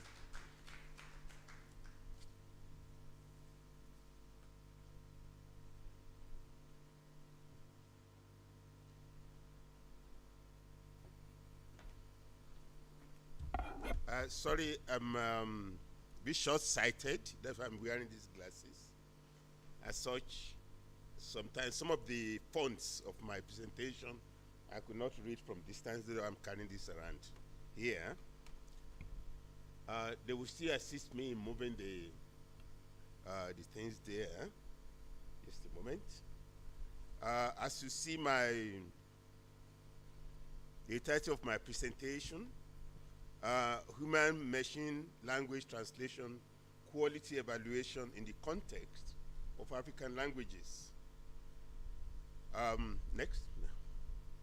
Now, that's the outline of the presentation. Next, please. As you are aware, we as Africans, our continent is a coalition, a multi-ethnic, multilingual continent with diversity of indigenous languages and cultures, as you can see in that map. And it's a continent rich in linguistic and cultural diversity, well over 2,000 distinct ethnic groups and associated languages and cultures in 54 nations. We are 15% of the world population, but we are home to 30% of the world languages. Next. As part of the context of our African languages, the ethno-linguistic diversity is real. The dialectical diglossia, where you have each language having its own dialects, and when we are translating this, infiltrate into daring. Though we have formal languages where we make a standard. Linguistic typology diversity characterize our languages, both at the phonological, morphological, and lexical levels. Of course, orthography of our languages, scripts and writing system, disjunctive, conjunctive, and the likes. You have the Ethiopic, which even in terms of calligraphy, there are differences. Our languages are diffused. We're taking from geographical spread in terms of urban, rural, and therein you have street Swana here, for example. You see, street Isizulu, for example, street Sepedi, which deviates from the conventional language that is there. So when they are writing or translating, this goes there. Language, the functional empowerment of level due to national language policies. In South Africa, we have 11 official languages, but really we have around 42 distinct languages in this country, which we may even not know of because of we have empowered 11 languages to be official languages. What happened to the social, the ethno-linguistic, the cultural load that reservoir we have in those languages not being promoted. And of course, ours is a rich heritage. Our culture, our languages, they are so intertwined. When my brother was, giving us the poetry, you can see the passion. I was telling Ms. Moape, if he's saying this in English, you can't see that emotional, passion with which he's conveying the poetry to us, which makes the impulse of communication effective more with us. Our languages are windows to our souls, our African people as an African group. It's a reservoir which are stored on our cultural wealth and so on. So for hence, our African languages and cultures matter for our African sustainable socio-economic development. With globalization, our languages become endangered species, as we can call it. The rate at which language endangerment, disappearance, has increased. Then 50% of over 7,000 languages that we have worldwide are being endangered, in the danger of disappearing. 37 of the 231 disappeared languages already, world languages, are from sub-Saharan Africa. We have a job to do to preserve this. And of course, the morphological richness of our languages is what is coming clear from what our colleagues are presenting here. When we are translating, we have to deal with the lexical translation, deal with syntactic, morphological, at different levels. You can see, remember looking at the human-machine translation quality evaluation. So I'm in between the human translation and the machine translation. Now, we have this diagram of our morphological typologies of languages, as you have there. From us, from computing side, computational side, the lower the morphological richness, the more amenable to our formalism to be able to turn to algorithms. Now, the higher the morphological richness of a language, the more complexity we have to deal with when we want to do that. You can see a Swana-Soto group of languages being agglutinative, being disjunctive, orthography, isiZulu similarly like that. So most African language belong to the synthetic side, while English is more analytic and so more amenable to computerization. Now you can see the richness of our morphology again in terms of our tonal languages. If you look from South Africa, isiZulu, see how we have to cope with them. We call this become ambiguity. We have to disambiguate by getting those diacritic marks on those words. We get to Yoruba in Nigeria, similarly, you can see the similarity. That's why I say Igba, Igba, Igba, all those kind of things. You can see different meaning in English being dictated by the tone by which you say that. All the above differences Zulu Yoruba words, they are distinguished by different tones. We're using diacritic marks there. Now, I'm moving to putting a context to what I'm saying today. Now, we look at the language translation quality evaluation. Now, we want to, the work we carrying out a linguistic analysis review of English isiZulu translation. And then I want to round up with human subjective judgment translation quality evaluation approach. Bear with me, I'm not usually speaking.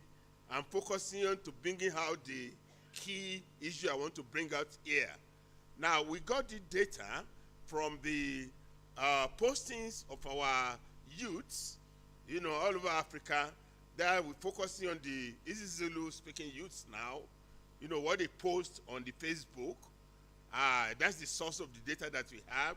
You see isiZulu sentence. Now we have human translation of it. We have translation 1, then the machine translation. You will see the variation, both the human and machine translation. That's the format of what I am presenting. Next. When we are reviewing the samples, we are looking whether there is a mix of language or dialects in the source language. What's the meaning of untranslated language? Maybe due to lexical gap. Then should they have been translated, and what other linguistic issues we are dealing with. This is the format. Now, I engaged 3 isiZulu 4 language speakers.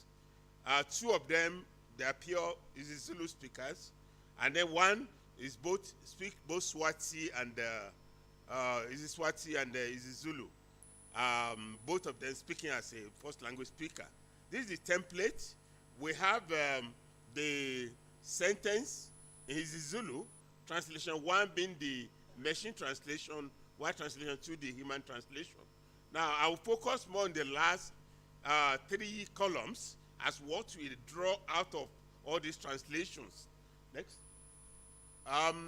You see that translation of that isiZulu statement. We see we have to grapple with ambiguity there, and then use of pidgin or broken English, adulterated isiZulu, being put there, what I called street isiZulu the other time, which we speak in Houghton here. And then formal or informal writing. There are spoken isiZulu, there are written ones. So you see the mixture of these in the postings of our youths there. Next there. Then you see the use of metaphors or figurative statements. Our computer are very, very weak in doing this because it couldn't cope with ambiguity nor when things metaphorical or figurative. And you see in this case, both the human translator and the machine translator, they had issues translating figures of speech, metaphors, and so on and so forth. Now, they do some direct literal translation, which does not convey the impulse, of the message being posted on the Facebook there. Use of figurative metaphor, again, we encounter a lot of that in there, which brings complication. The formality on informal writing also is an issue. Then the inability to translate one word, e.g. Bangani, for example, both the machine and the human, they couldn't translate correctly, or they miss it as a result of lexical gap between English and isiZulu. Again, the issue of lexical gap also feature with the word Ngoba, and then you can see the other words there. So the existence of lexical gap is a challenge to us working on technology to translation technology. You see further misspelling resulting in mistranslation. If you misspell a word, then I think I'm told that Mpono was misspelled in the word, and as a result, when machine is translating, human gets it correct, but machine could not get it correct. Misspelling again, resulting in mistranslation. Missing negation, which could be very, very dangerous in some situations where the interpretation may be risky when you miss the negation. So we can encounter that in the postings also. Ambiguity due to the use of the pronoun they, which may mean ladies or women or alcohol. In the context, they stands for alcohol. That is the kind of thing that we grapple with, in looking, analyzing this one. Formal and informality in writing also. Missing word resulting in mistranslation. Misspelling again, leading to misinterpretation. Translation, we encountered that. Mistranslation, those are issues there. Then the issue of translanguaging, where you have English being mixed with isiZulu or some other languages, or Swati being mixed with isiZulu. And these things, these messages were picked, identified as Zulu messages using language identification technology, you know, which could be identified, particularly when you have languages of common family. You may have a Swati word in the Zulu statement. You say, oh, it's an Zulu statement. So, and you configure the algorithm to be translating a Zulu statement when you have within it the Swati one. Now, the issue of named entity recognition, I could see it with our earlier presentation. The inability of our computer system to identify name of places, name of humans, you know, and so many things like that. I have DUT Dr. Zulu. By the time we write something about here and there, is it talking about the Zulu nation, Zulu people, or what? Or an individual whose surname is Zulu? You know, they were grateful with that. We have to develop what you call name entity recognition technology to be able to handle that. A lot of mistranslation. Now, looking at the concluding on the analysis that we have done, you know, there is a social media language evolution, which coming out of our youths who do not understand our language well, understand maybe more English than our language, and then evolving various vocabularies, which are set to be in their domain there. You know, for those who are from the Anglophone countries, you know, the postings are dominated by English, maybe mixed with Zulu, mixed with Setswana, and so on and so forth. Of course, the Francophone, they are similarly in the same case. Now, see, for example, LOL is a vocabulary in Facebook where say laughing out loud. I'm afraid some abbreviation being used in postings, the social media, when our students are writing articles in the in examinations. You see them, this thing coming in there, you know, using the kind of thing they use in their postings there. So HUD, how are you doing? You know, become things like that there. So it's important to realize the evolution of the social media language, so when we are translating, then having social media language mixed with our normal human languages, where they don't follow grammar rules and rule of morphology, whatever it is. The issue of name entity also always there too. Machine translation,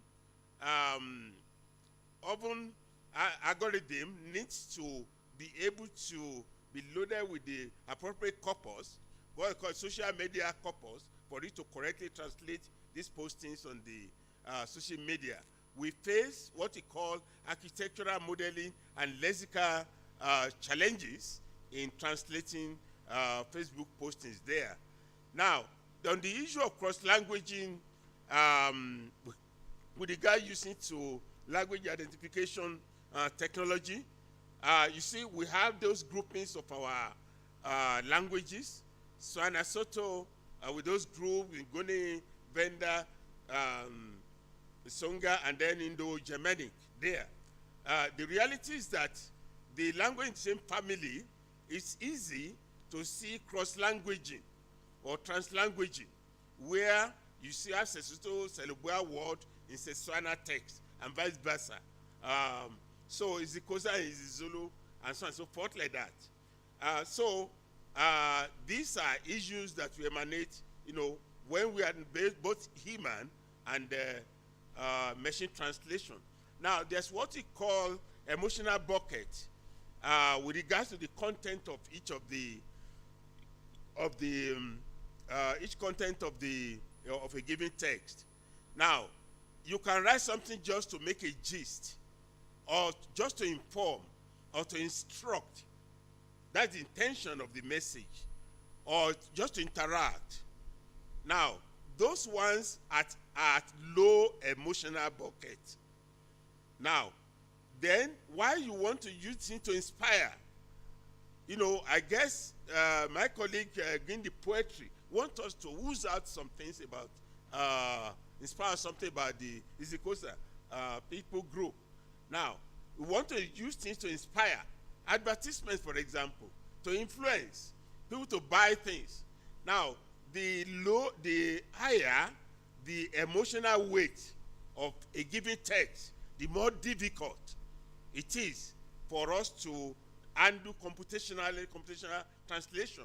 Now, we need the complementarity of human and machine to be able to do that. And this is what we summarize here, that when it is a gist, kind of message text of to inform, low emotional weight, you can see when it's to inspire, influence, high emotional weight. So machine alone, we can translate it just to inform, how are you, and and the likes. Now, but when to inform and instruct, we need the combination of human and machine. Then, when it comes to what you call instruct and interact, there'll be a need for human post-editing of machine translation.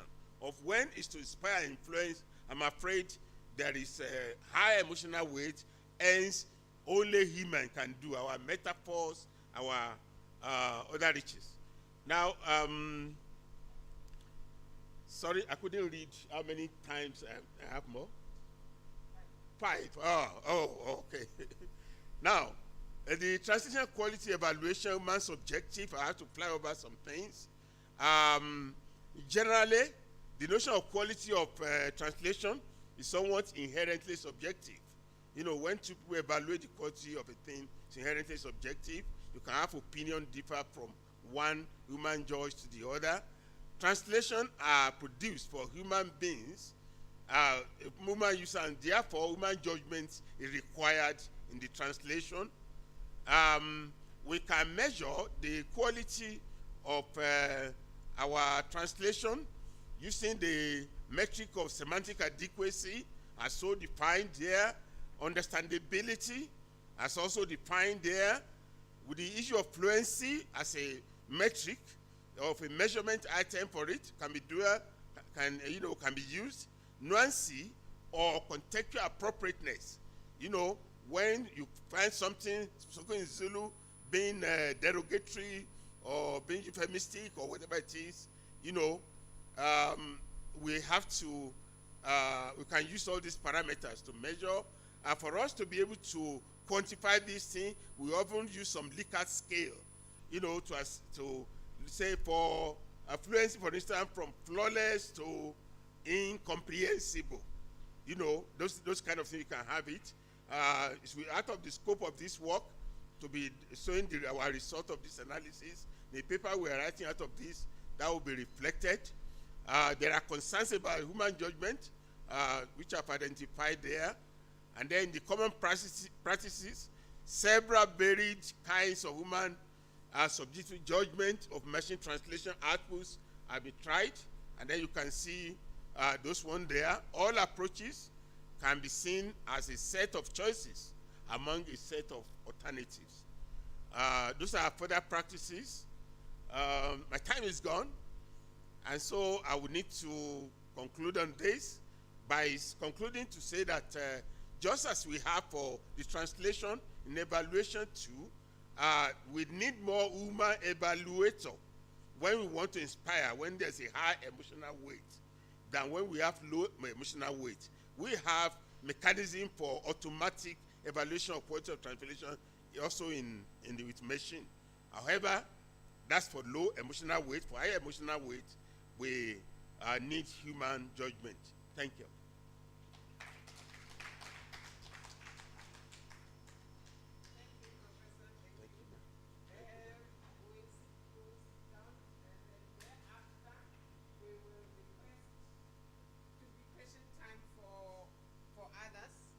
Let's have our last speaker so that we can respect time. It's Friday, unfortunately, and month end, and people become agitated to be here on a Friday, the 30th, payday for others. For us, it's gone. We don't have anything anymore. Rechaile. Our Our last speaker, Mokhadi Matole, Ms. Mokhadi Matole.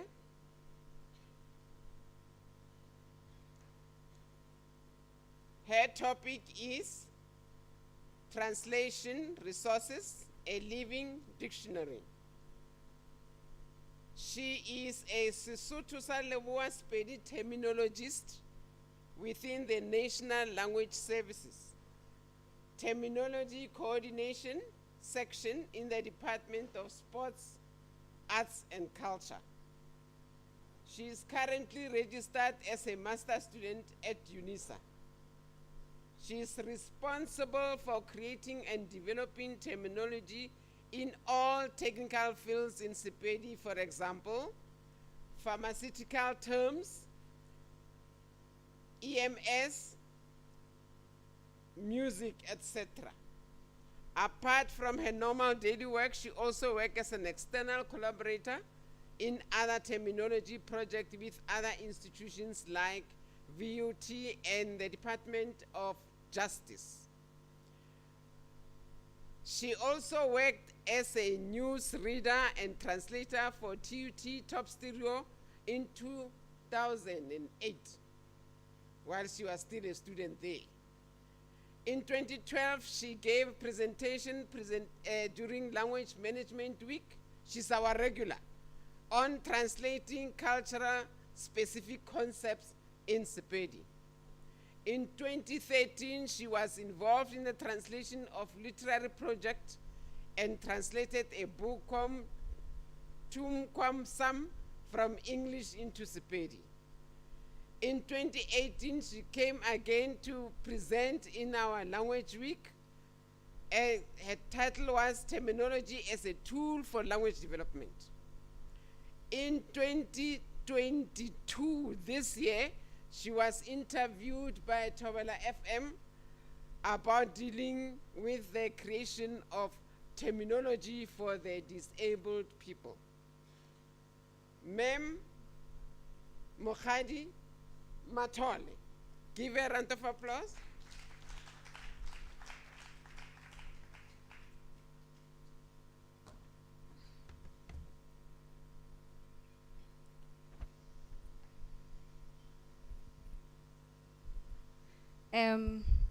Thobela, Abusheni,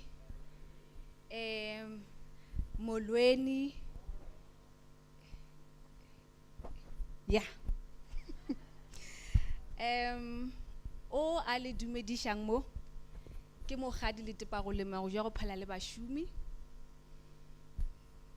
ke setlogolo sa moshifang ka katlana ma ya go shita badikwa ga ke setlogolo fela sa moshifa ke setlogolo gape sa batlhaloga ba re ke bomoloto la batho ba ga ba sa ba lotole ke a leboga ladies and gentlemen, my name is Mokhadi Matole. I am a terminologist from the Department of Sports, Arts and Culture. I work within the unit National Language Service within Terminology Coordination section. I am a terminologist, but today I'm not here as a representative from my department. I am only here as a student of UNISA, and I'm also here as a language activist.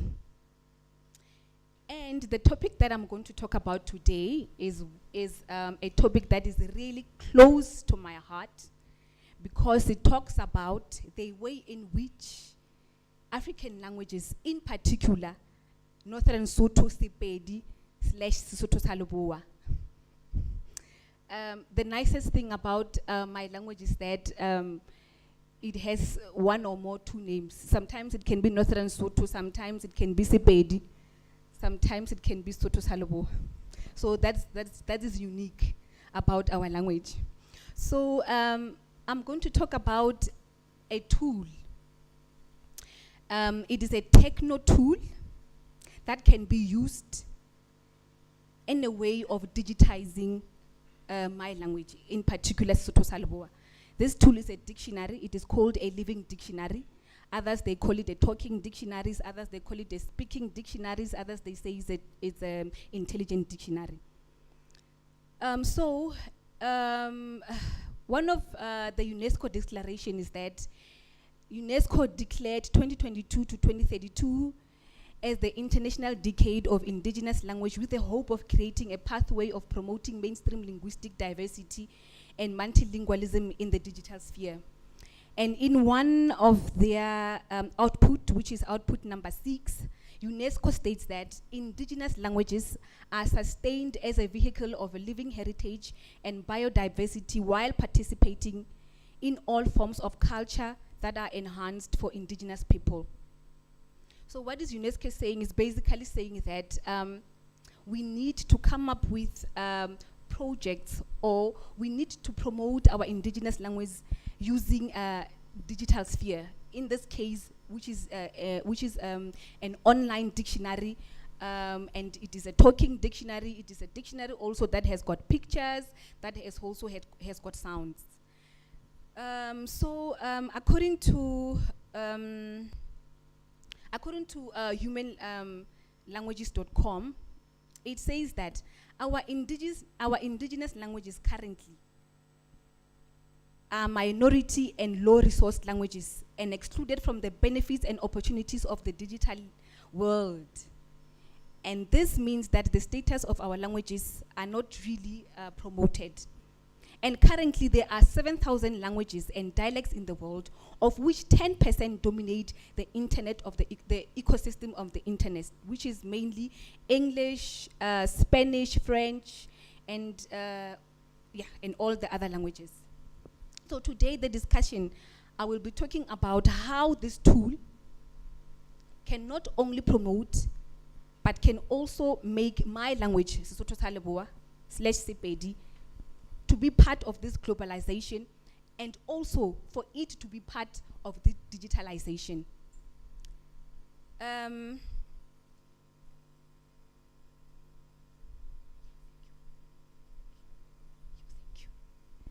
Okay.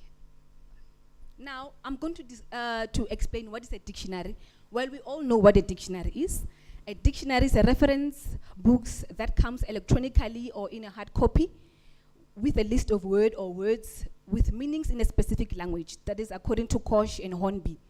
And according to Luke Way, UP, he says that the primary use of a dictionary is to explain the meaning. Furthermore, a dictionary is important in the fact that it assists the user to pronounce the word, the part of speech, and is supposed to use the word correctly in various words. And which is true. And currently, the Northern Sotho has several dictionaries. I'm just going to name them. Sateghe and Prinsloo, which was in 1996, Kriel, 1997, Lombard, Barnard, and Grobler, which was in 1992, Sirfugel and Mohokong. And we'll also have the dictionary that was done by Mojela, Morodim, Patlele, and Silokela in 2006, which is a bilingual dictionary titled Sesotho sa Leboa Dictionary. And also the Oxford Sesotho sa Leboa Sisimane Pukunjuya Sekolo was compiled by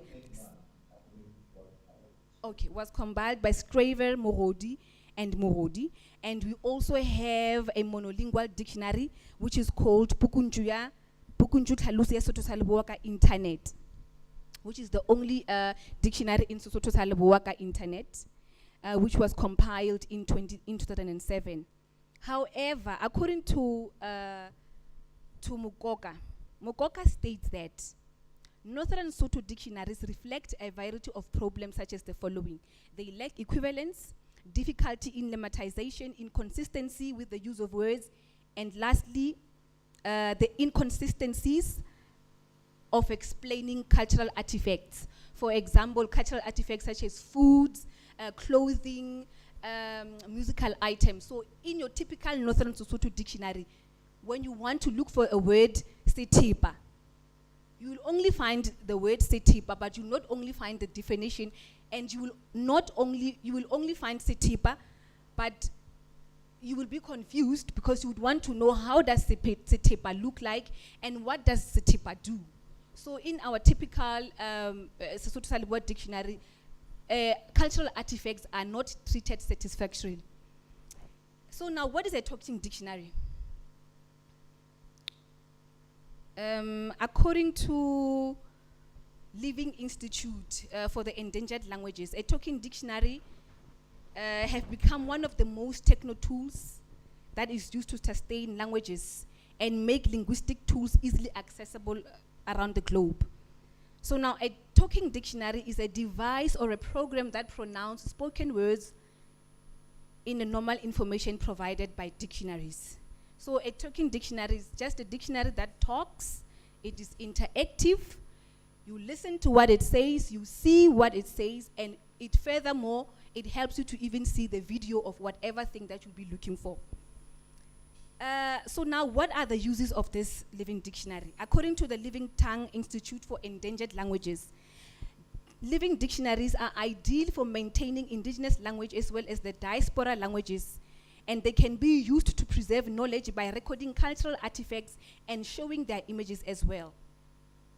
And one other thing that it does, it promotes, document, maintain, preserve, revitalize endangered languages worldwide through linguistic programs that are driven by multilingual documentation projects. And also this can be a case of the endangered languages here, the San language, which is the Nu. And currently there is also a living dictionary that is being developed by, so that it can help the Nu language not to go into extinct. And also what does a talking dictionary does? It helps a non-speaker who wants to learn Sotho sa Leboa. You know, and it also helps learners in pronouncing the words correctly. For example, we have words that are written the same. For example, noka, noka, le noka. So now when you go to when you want to look for this word, you go and listen to what it sounds, how it sounds. You listen to the pronunciation so that it can help you to know whether it is noka, whether it is noka, or whether it is noka. It can also help people who are impaired visually, who cannot read, who only rely in written text. And it is also a translation feature because it can translate one language into the other, even though sometimes the translation can be word for word translation, but it can also help with that. And it also makes learning fun for kids because they have pictures that they could see, videos that they could see, colors and things like that. Now, there are different types of these dictionaries. One type of this dictionary can be found in your mobile phone or your smartphones. It has a call finder technology where reader can listen to the pronunciation of the terms. And currently, in South Africa, we have a talking dictionary with 7 South African languages, with Mandarin and also the language Nu. And the talking dictionary has 19 main themes with 2,000 illustration and 5,000 words. The dictionary is published by, I forgot, I think Brazil something publication, but it's currently being sold in South Africa. And we also have a dictionary that uses free online software. And it is also run on a computer software. And another type of this dictionary is a dictionary that uses online software. It uses a dictionary software. Okay, so now, today, the type of the dictionary that I'm going to show you, as I've already said, is a living dictionary. The name of the dictionary that has been developed by Mohadi Matole and other 5 people who are also interested in these techno tools of developing Northern Sesotho or Sesotho sa Leboa. There's a dictionary that has been developed. It is called Serareshu Living Dictionary. Now, the reason why we call it Serareshu is because we want to include all the dialects that Northern Sesotho or Sesotho sa Leboa. We want to make a Setlokwa speaking person or a Kilobedu speaking person or a Sikoni speaking person to feel included in this dictionary. So now the dictionary that we have created, it uses an open software platform. It is an online dictionary, and it is owned by this institute called the Living Tongues Institute. So now what does the Living Tongue Institute is that? It helps people who want to create online dictionaries, who want to preserve their languages so that they could not go into extinct. But in our case, of course, Sepedi or Sesotho sa Leboa is not going into extinct. What we did is that we just tried to use this tool to show that if we create more tools like this, our language can be part of digitization, and our language can also be accessed and also play a role in this globalization, whereby we're saying we want to take our languages into technology and all that. So the dictionary, it's a collaborative tool. The difference between this dictionary and all other dictionaries is that this one is a collaborative. It includes all the speakers of the language. It includes all the speakers of Sesotho sa Leboa, all the linguists, all the translators. It includes all the terminologists. So you don't have to sit down and develop this dictionary. You develop it with all other people wherever they are. And the nicest thing about this dictionary is, as I've said, it has got pictures.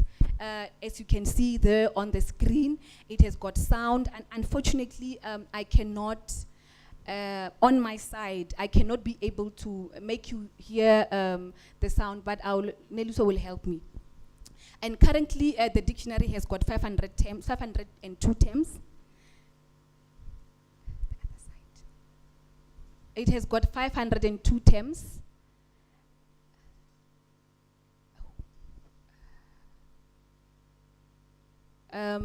Just wait for me, I'll tell you.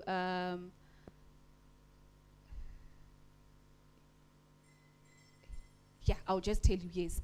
The dictionary has got 502 terms, and the terms were collated from different types of sources. Your grammar books, your Northern Sesotho, Serageshu grammar books, your books that were written by different types of authors. And the pictures, we went to museums. Some of the pictures, we got them online. Some of them, we went to museums to take the pictures so that we can insert them on the dictionary. And the dictionary has got different types of semantic fields. It has got agriculture fields, it has a household field, it has got health and wellness, whereby we can write, document different types of diseases. It has got all types of fields. So let me go to, just go to the first one. Can you go to the icon near the ear and just click on it? Go and click on the the ear, yeah, the icon. Okay, the sound is not there. Okay.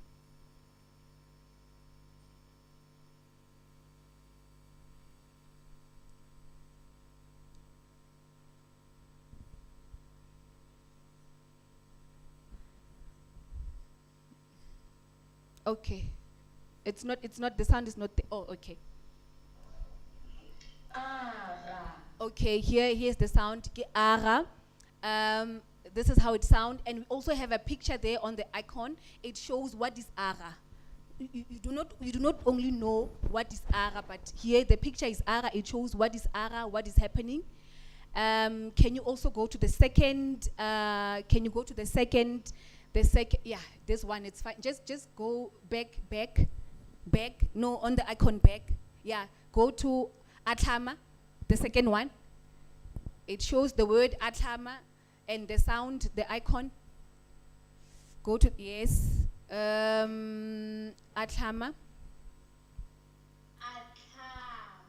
Yes, as you can also hear, Maborwa, she's one of the external collaborators. She's the one who entered or documented the word. So it shows that this dictionary, it has got many collaborators. It is not a one-man show. Everyone who is a speaker of Northern Sesotho or Sesotho sa Leboa is involved in this. And can you quickly go to the search, no, on top there. Type CT by SET. H, yeah, there, you see, it is showing one of the cultural artifacts that we use in our cultures. Okay, can you please press there? Yes, Kisitiba, and can you also quickly click on the word? Just open there, go to notes. Okay, no, there. Now there it explains what is Sitiba. Okay. Let me quickly on my side. Okay, Sitiba. It gives an explanation of what is Sitiba. Quickly, and it also gives the sino. Thank you. Okay, thank you. So it shows Setiba. It also shows Mohobu because we have different dialects. Others they're calling it Setiba, others they're calling it Mohobu, and then it shows a part of speech, it is a noun, and it shows a semantic domain. It can fall under food or household or arts and crafts and textile. And then on the notes, it explains what is Setiba. And it says Setiba ki sidirwa. Setiba sidirwa ka kenyo ya Setiba. Si shumishwa go nwa metsi le magae go ba bjala. And then, and then we go to the source whereby we have to show where did we get the source. As I've explained, we got our words from different types of textbooks. And can you go to Hoshisi Kukune there? Just Hoshisi Kukune. Yes. It has a picture ya Hoshisi Kukune. For those that don't know Hoshisi Kukune, there is the picture of Hoshisi Kukune. And we are also explaining who is Hoshisi Kukune, giving a brief history of who is Hoshisi Kukune. So this is what the dictionary does as well. Can you also go to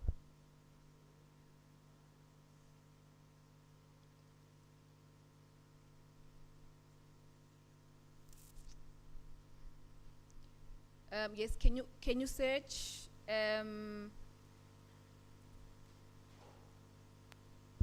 yeah, can you search Mokowe? Mokowe. Yeah, okay, yeah, you can go there. Yes, you can go there, yeah. We have documented different types of animals, different types of birds, pictures as well. Yeah. So this is the dictionary that I'm talking about. In conclusion, because we are using an open software and the software does not belong to us, what is happening right now, we are in the process also of developing this kind of a dictionary. We have got 3 people who are IT specialists. The other one is a software programmer and other linguists as well. So what we are trying to do, we are trying to develop something like this, so that we can play a part in improving and further developing our language, especially Sesotho sa Leboa. So our plan is to collate and document a lot of words with pictures, you know, with sounds, with videos. We plan to collate and document names of diseases. Dr. Tembani has made a research about different types of diseases in our language. They are there, they are not documented, they are sitting somewhere. So our plan is to go out, collect and document so that we can develop our languages further than how it is developed. Thank you very much.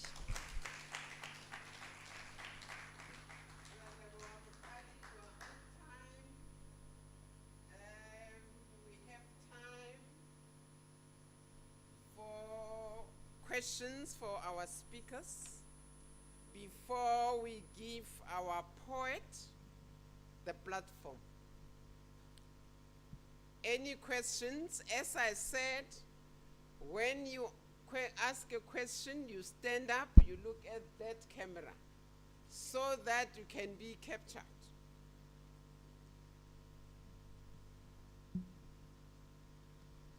Dr. Timbana didn't give you a platform. I see the lady give me a... Thank you. You can ask Dr. Timbani. Thank you so much. It's not a question, it's a comment. I would like to appreciate what the Mkhadi Matole and the colleagues are doing. Keep it up. It's so interesting. It's developing our language, and I'm so happy. Thank you for that. Dr. Mabasa. Oh, Nakenza.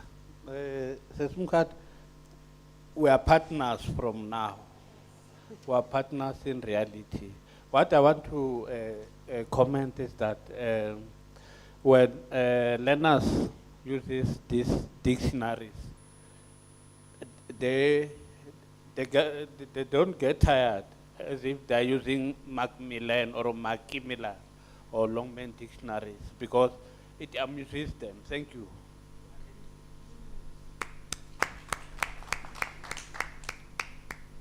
Any question for our professor?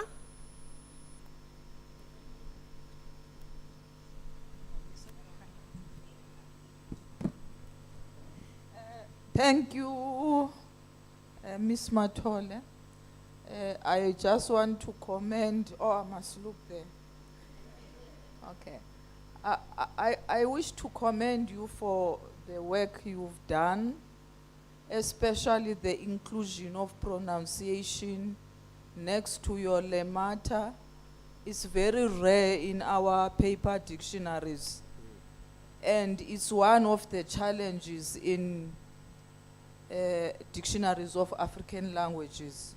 You don't even sometimes get the phonetic representation in the paper dictionary. So I think this is a very good work. I've got a question to say, how did you select the entries or the head words that you've put in your dictionary? What was your selection criteria? Thanks.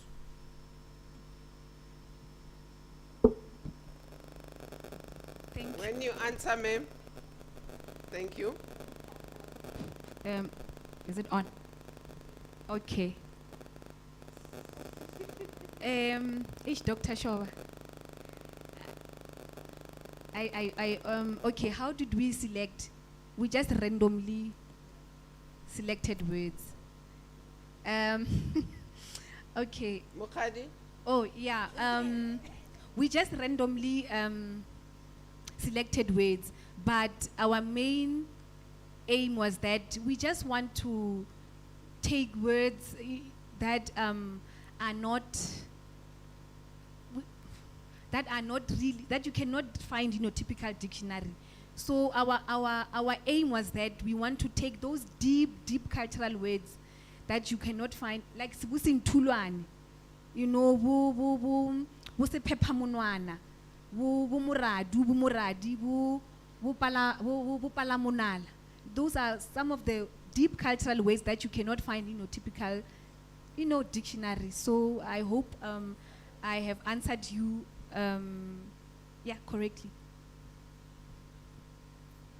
Thank you, Mukhadi. Yes, Dr. Theodore. Unfortunately, we had to... Yeah, no worries. Mukhadi, ne? Mukhadi, I wasn't here for your whole presentation, but my research that I'm doing is also, apart from translation studies, I'm also very, very much concerned about the current discourse patterns of young people. And they use translanguaging or polylanguaging. How does your audio dictionary address that? I think that question is quite clear. Yeah. Thank you very much. Okay, so the audio of the dictionary, what we want is that we want the native speakers of the language to be the ones who are recording, the pronunciation of the words, because we believe that if you are a native speaker of a language, you will pronounce the word correctly. For example, you'd know that there is nuka, or there is noka, or there is nuka, or you'd know that there is lema or lema. So we believe that if you're a native speaker of the language, you would do justice to the pronunciation. You would know how to pronounce the word. So, yeah. Thank you so much. Yes. I'm more concerned about the orthography.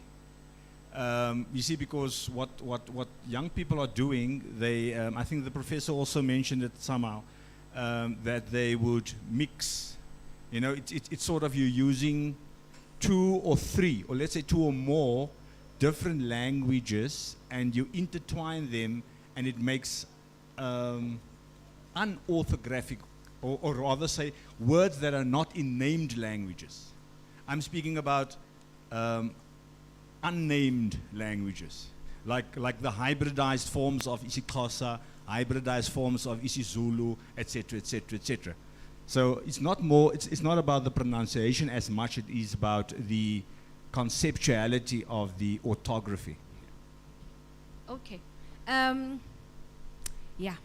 So when it comes to the orthography, what we did is that to avoid using slang words or words that are not standardized according to the orthography, we used textbooks for grammar. We used authenticated and verified sources. Your Serareshu textbook that was written by Professor N.B. Nukane. It is a textbook that teaches people grammar. And also, what we did not want to do is that we did not want other speakers of Sesotho sa Leboa to feel not included. Hence, we include all the dialects. A Setlokwa speaking person can be comfortable when he knows that Utia, it's there, it's documented. A Kilobedu speaking person would be comfortable knowing that Kekete or Kieda or Kobe is documented in this dictionary. They would not feel left out, whereby we are only documenting the only politically correct dialect Sepedi, whereby what about all the other dialogues? They are all our, if we don't have a place whereby we collate and document them, they would disappear. So dictionaries such as this also help with documenting those languages which are not politically,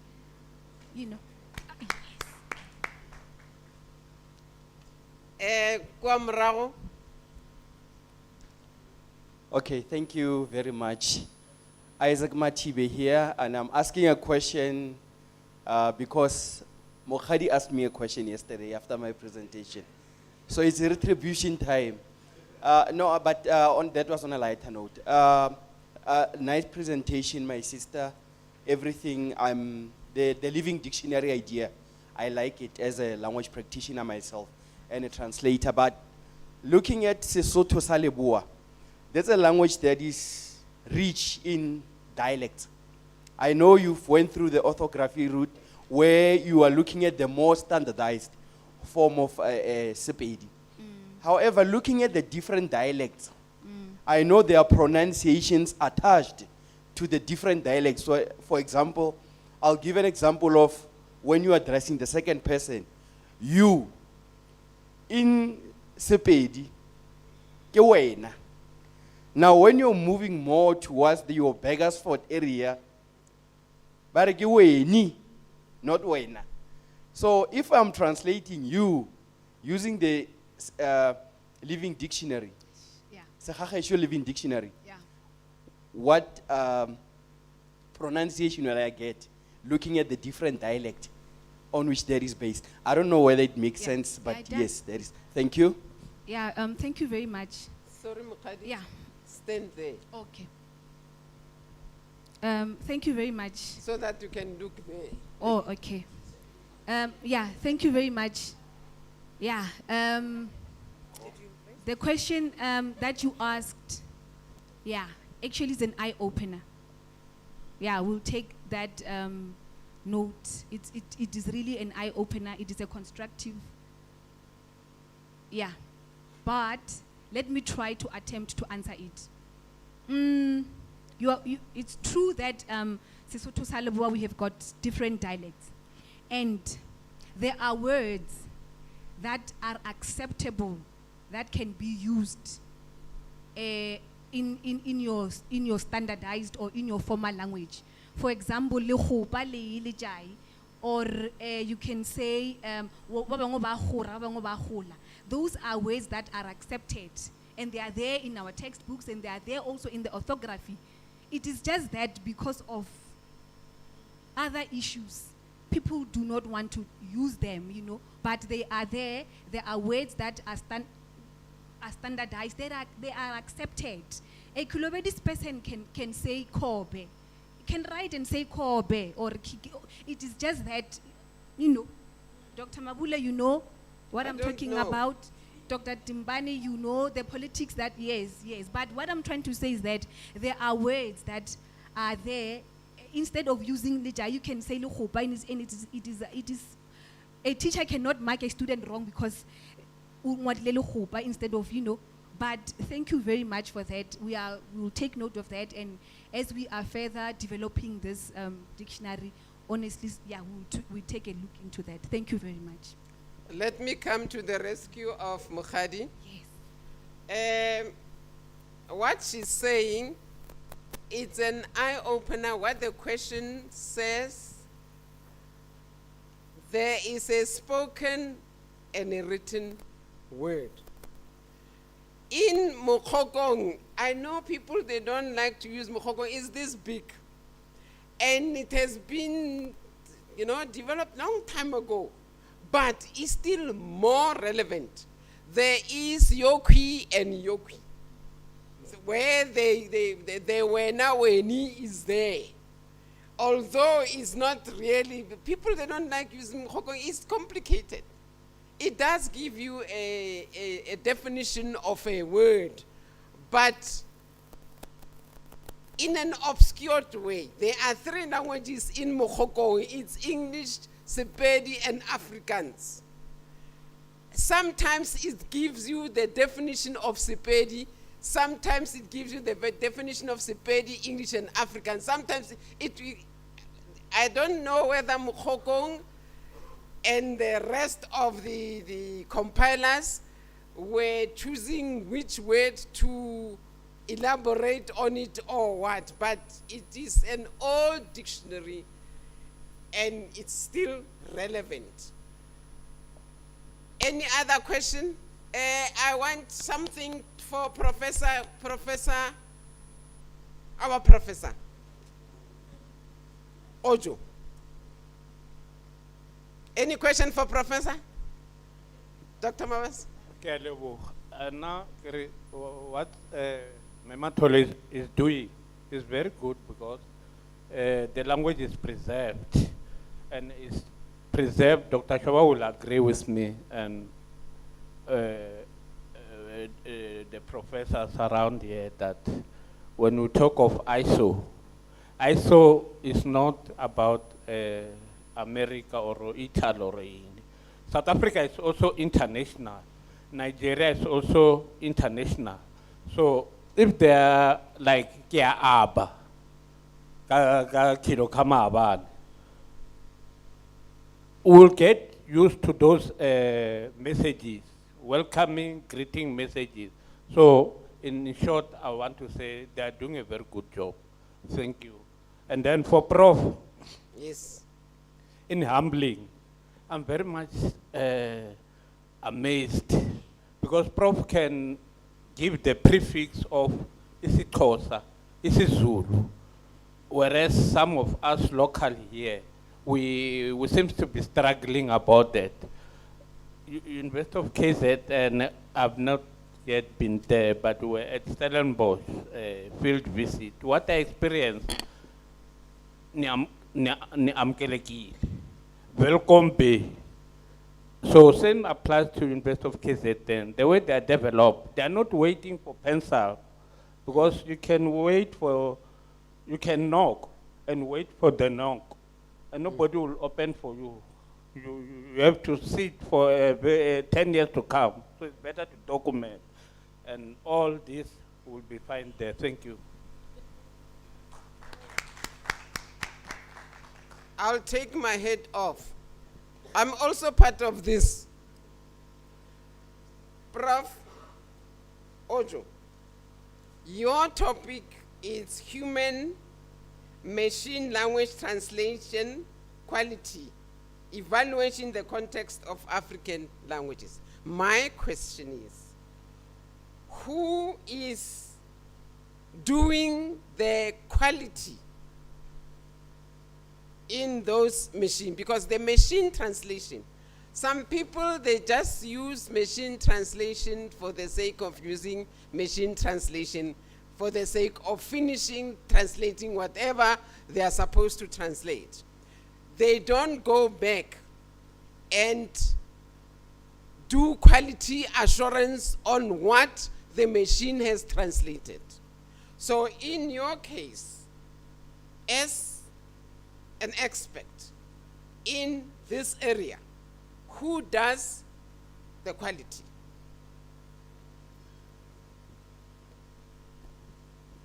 Thank you very much, ma'am. As I mentioned in my presentation, both the machine, that is the computer now, and humans can do the quality evaluation. But I've provided that proof so that the emotional bucket, of the text or the message or the translation will determine whether machine alone can do it. If, for instance, a gist or to inform people, oh, how are you? Did you hear about this? Then machine can easily do that. But when it comes to, we want to pass a message to influence people, to inspire people, it's that's what I call the high emotional weight. So only humans can do that.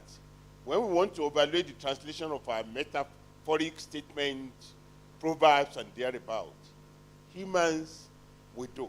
So both the human and machine, they are partners in progress, complementarily, depending on the nature, what I call the emotional bucket of the weight of the translation is there.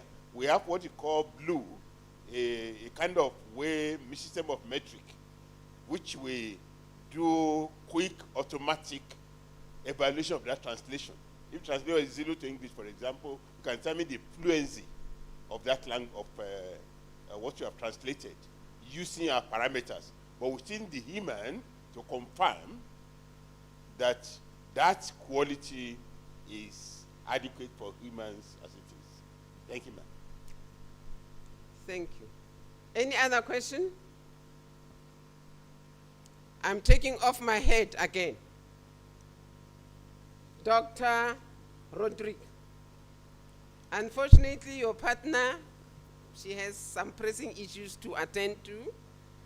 I'm just going to ask one thing. You said something like you want to develop this ATA thing. Can you give us how you're going to do it and with whom are we invited? Or is it your own baby? Or this baby, it's our baby? Can you elaborate on that?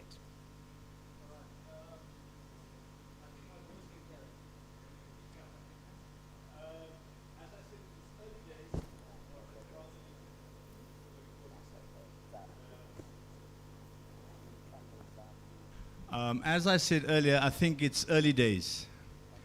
Conceptually, I have it, but to put it down as where to start, where am I going, I know exactly where I'm going. Within the Ubuntu philosophy, you have three, let's call it cornerstones, as all the Africans in this room would understand that those things are there. Isintu would be a sort of a blanket covering all those tools that inculcates what Ubuntu stands for and what Ubuntu is about. So with regards to that, I would like to develop this translation approach, learning from others, trying to get that midway to say, we cannot translate African literature as we translate European literature. In our country, we have more than 12 cultures, if I look at linguistic to be the marker of culture. So in those cultures, there's already a difference. Just a quick example, perhaps, and also maybe to address what the professor spoke about the computer translations. Mandela writes to Winnie Mandela and speaks about the Mrs. the Amasi. Now, he did not mean that beautiful tasting milk. He meant something else. But now the translator translates it as the milk. But he did not refer to that. It was a very private type of gesture. So that would fall into the ambit of this ETA translation approach. Because if you're not African, if you do not understand the depth that there could be variety of things, you're going to miss the plot. So this translation approach is going to try and address that. And I'm going to tap into all the knowledge sources because you are in control. I'm going to come to your office and I'm going to sit down and we're going to get down to it. Because I think it's high time that we need to make that African turn and not just a cultural turn. And we're starting here at the southern part of Africa. Hopefully it can go through the whole of Africa and maybe even affect translation theory across the world. I've just applied for a conference in Toronto next year. Hopefully they'll accept the paper, and then there we will try and get those heavies that are in books, the European and the American guys, to start listening to the African voices. I hope that answers your question. And as I said, I'll come and knock on your door and other people's doors who wants to be opened. I'll come there. Thank you very much. Thank you. We tend to forget our virtual audiences. So there is a lady also, Musima Museta. Let's give Musima Museta a chance to ask a question. It's from our virtual audiences. Ms. Musima. Thank you very much for the opportunity. I think my hand reason was just to say thank you to Professor Ojo for the wonderful presentation, and also to thank Mukhadi for her also wonderful presentation on the dictionary. Hence, I will start with Mukhadi. I had a question earlier on. Unfortunately, my hand was not recognized or being seen. So my question is, Mukhadi, I'm really grateful to learn about your new dictionary and your team.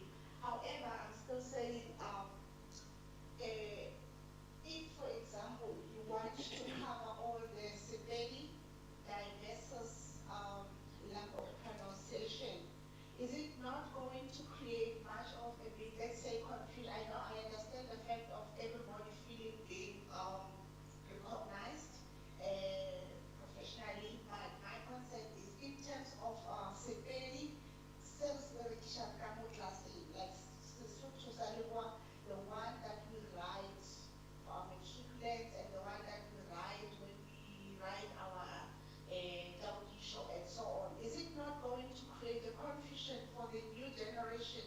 Because this will be captured or digital.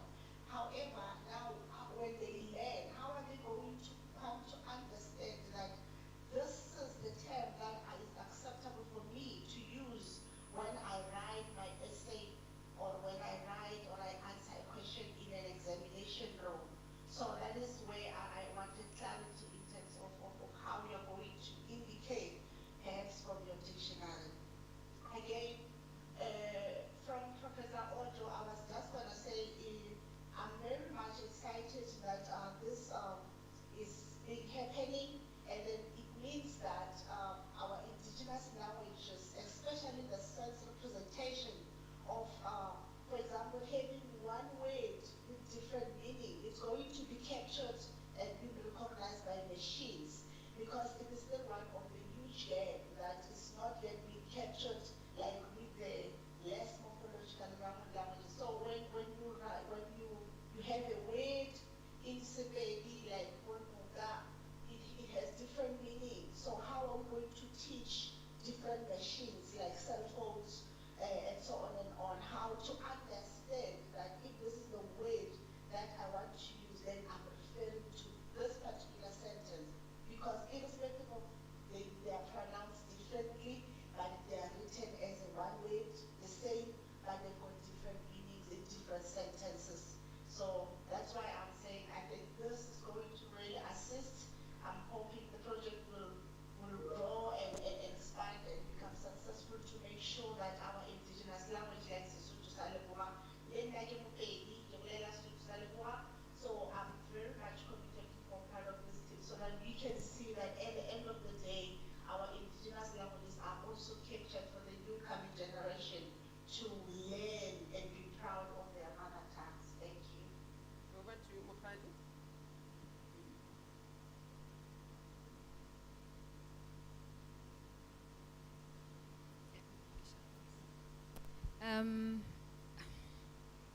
Okay, just to answer the question, Gamusima.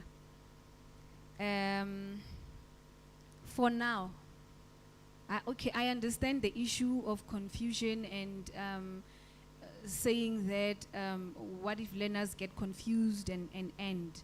But for now, the main important thing, it's just to capture and preserve all those words in other dialects.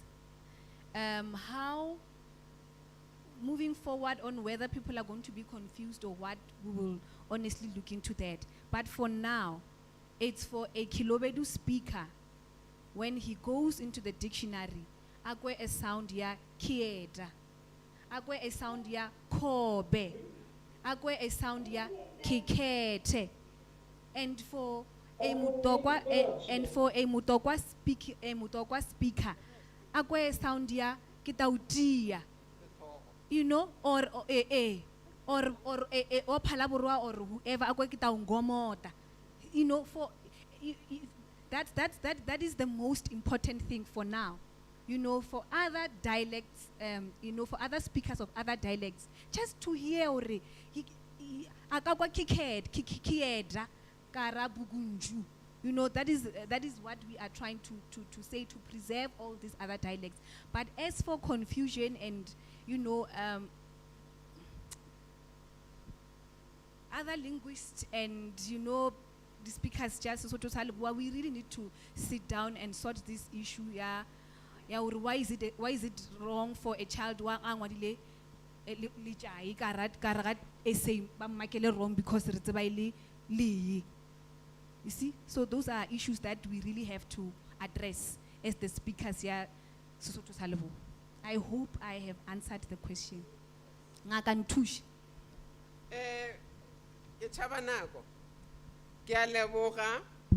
We have another person, Sibusiso Dlamini.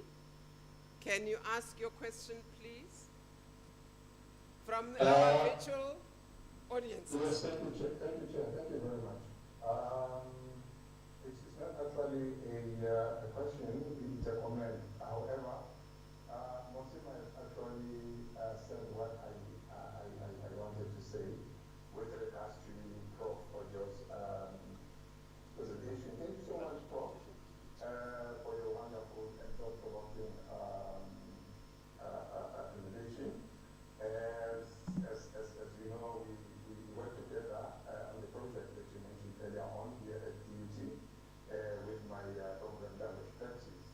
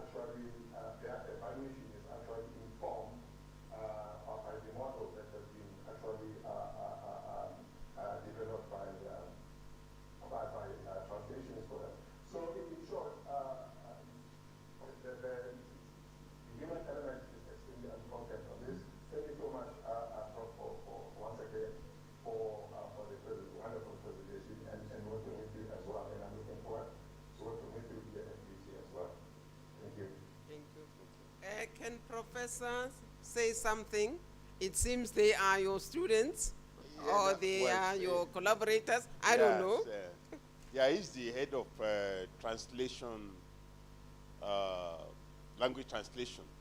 Under the in DUT, we have the Department of Communication, Media, and Language Translation together. So he has that unit there. And the British Council project we are doing, where we want to localize climate change concepts into Zulu. So it's part of that, coming from that. But combining what Ms. Masete Musima and himself say about this disambiguation, we, as I alluded to on Monday, Ms. Moape's presentation, so the Women Language Technology Audit of South African languages 2018 indicated that we don't have a word-sense disambiguator for any South African language, indigenous language to date. So, and that's what we are working on.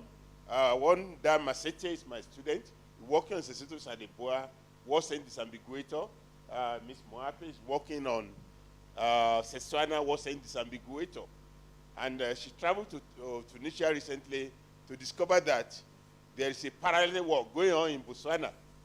I used to be in University of Botswana. I was there for 17 years. So my junior colleague there currently are working similarly on the same thing. So we are tackling the issue of empowering the, equipping the computer or the machine to be able to disambiguate. But we need the human specialists for us to build the sense inventory in adequate for the computer to be able to determine, giving a word used in a context, it will be able to determine in which sense it is used, and as a result, be able to make correct translation of that particular statement. Thank you. Thank you. Before I give Prof. Murupa to comment, there were some things on the chat. Please, can you go to the chat? Can you go to the chat? These are our virtual participants. Yeah. There's one question. No. Someone asked, where do we find the Mokgokong dictionary? Unfortunately, Mokgokong dictionary is not online. It's a very old dictionary. Oh, okay. But you can get it in bookstores, Okay. in libraries. That's the unfortunate part. Mokgokong is not there. And then the other one, I think it's the same person, he said, where do we find the old dictionary? No, he said something like the dictionary of Mukhadi. He's asking, I think, go up. Where's the operator? You go up, and then there is a question. No, yeah. No, it's not here. I think when you go, where you go, no, you go there, up. I said up, not down. Yeah. No, but the up is for other days. So. Okay, that person asked, where do we find Mukhadi's dictionary? That living dictionary. Can Mukhadi respond?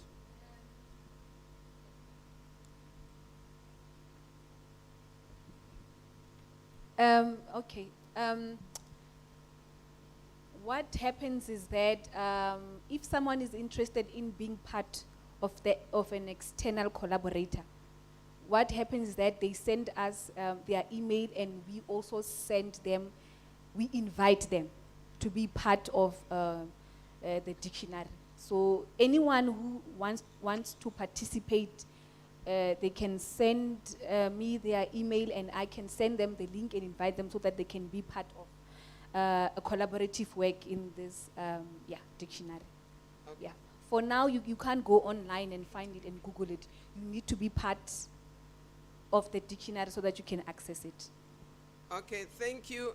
You'll give Ms. Nzimba your email address so that we can put it there for our virtual people as well as us. Let's get Prof. Murupa to comment.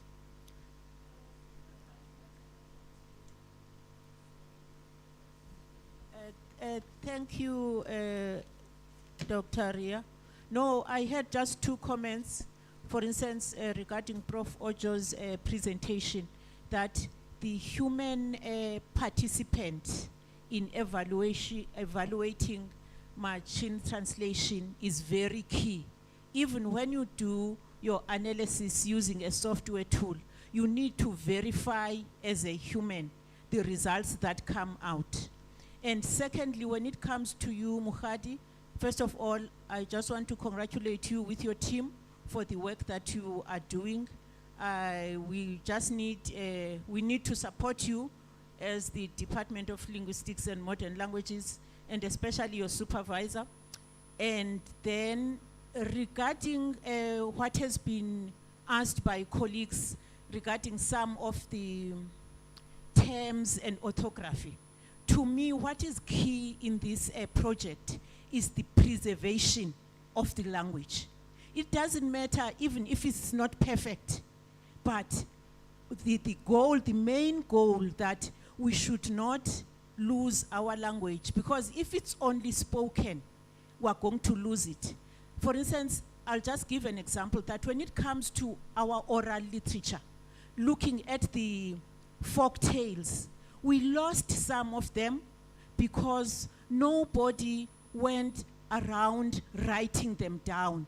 So those stories that our grandmothers told us, some of them have vanished. Maybe you'd say there was this story about a lion and a hare, but I can't remember it anymore. So then, to me, preservation of the language is key in this exercise. Thank you, Ria. Thank you very much. Now it's my turn. I close. The last person who's going to give us poetry to remind us who we are. The first time I couldn't say anything about him because some technical glitches. Zolani is from Eastern Cape, and then he resided in Western Cape where he was completing his honors degree in translation studies. I won't read everything, but he is an author and a published poet. That is very important. That's why we chose him. His English and his Xhosa poems appear in the following journals: LitNet, Hekina Review, Kotas, New Coin, and recently Stanzas. He once won the Impress Writers Competition at Stellenbosch University.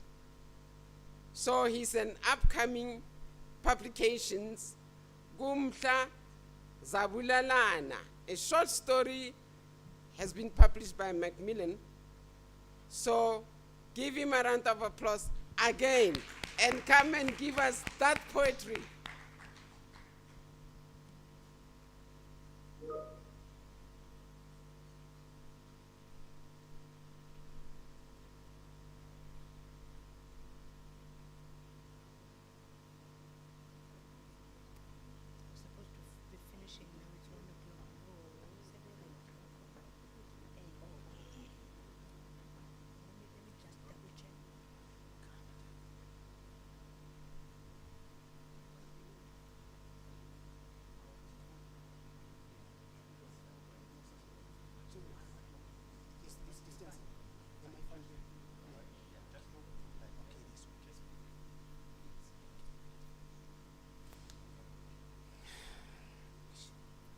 Yabulisa kwakhona.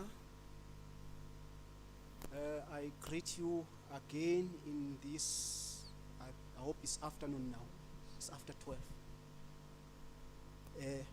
Am I audible enough? Am I intelligible? Can you hear me? Okay.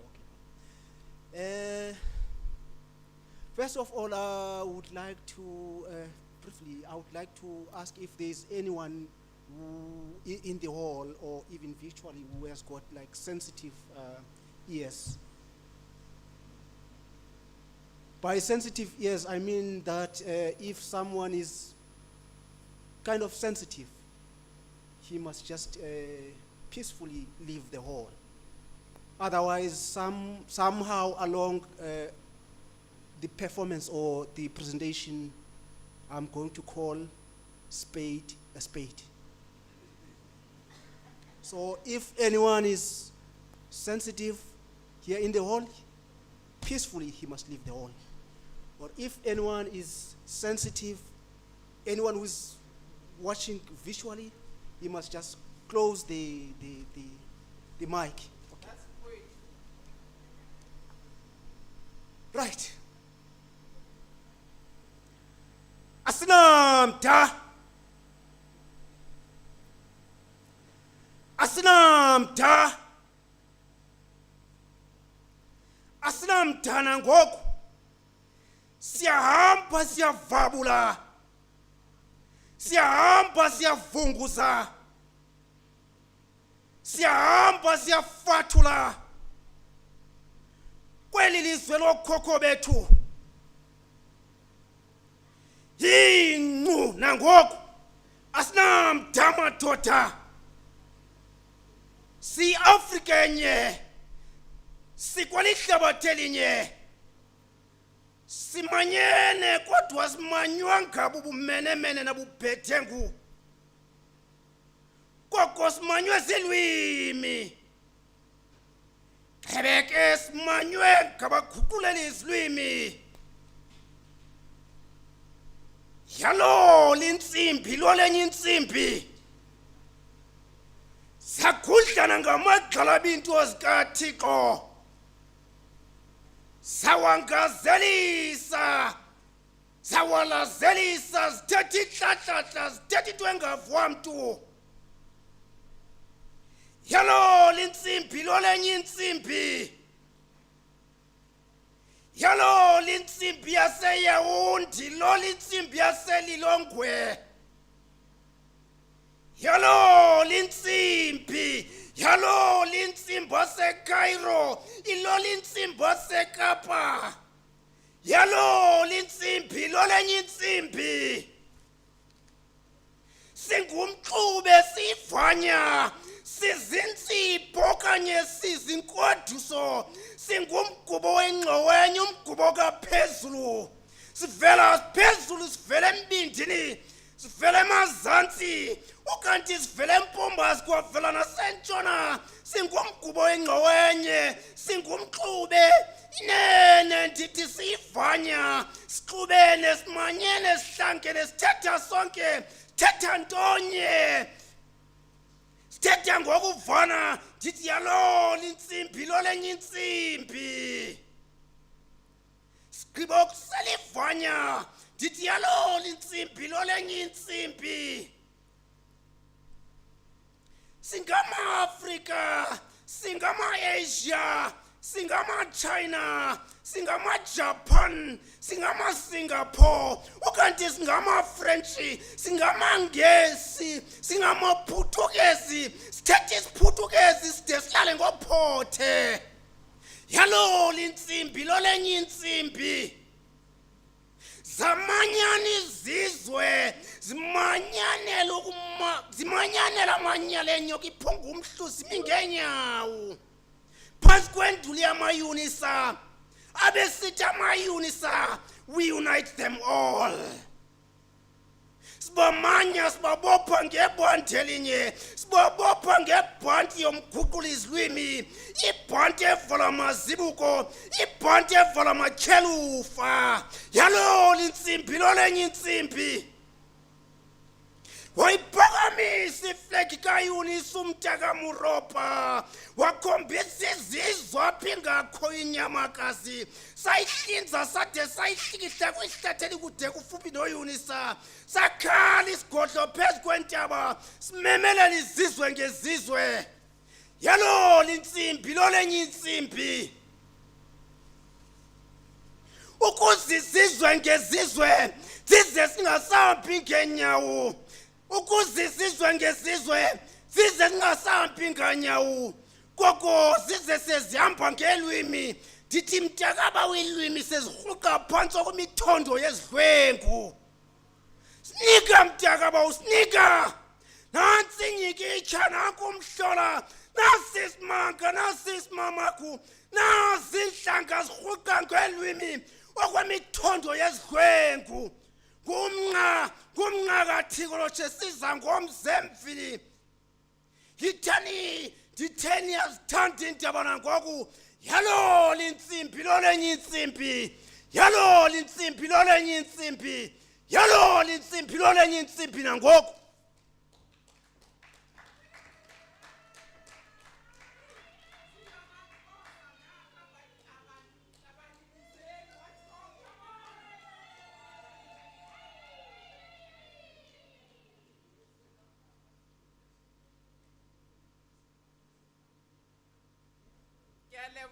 Zolani, you really entertained us. You really said your craft. I hope next time we'll have more people who will reside in Sepedi, in Afrikaans, in English. We have various languages. Translation Day does not necessarily mean indigenous languages. It says all the languages. We will give him a round of applause. The food is ready, but before we go to eat, let's give a round of applause for our COD to come and say vote of thanks.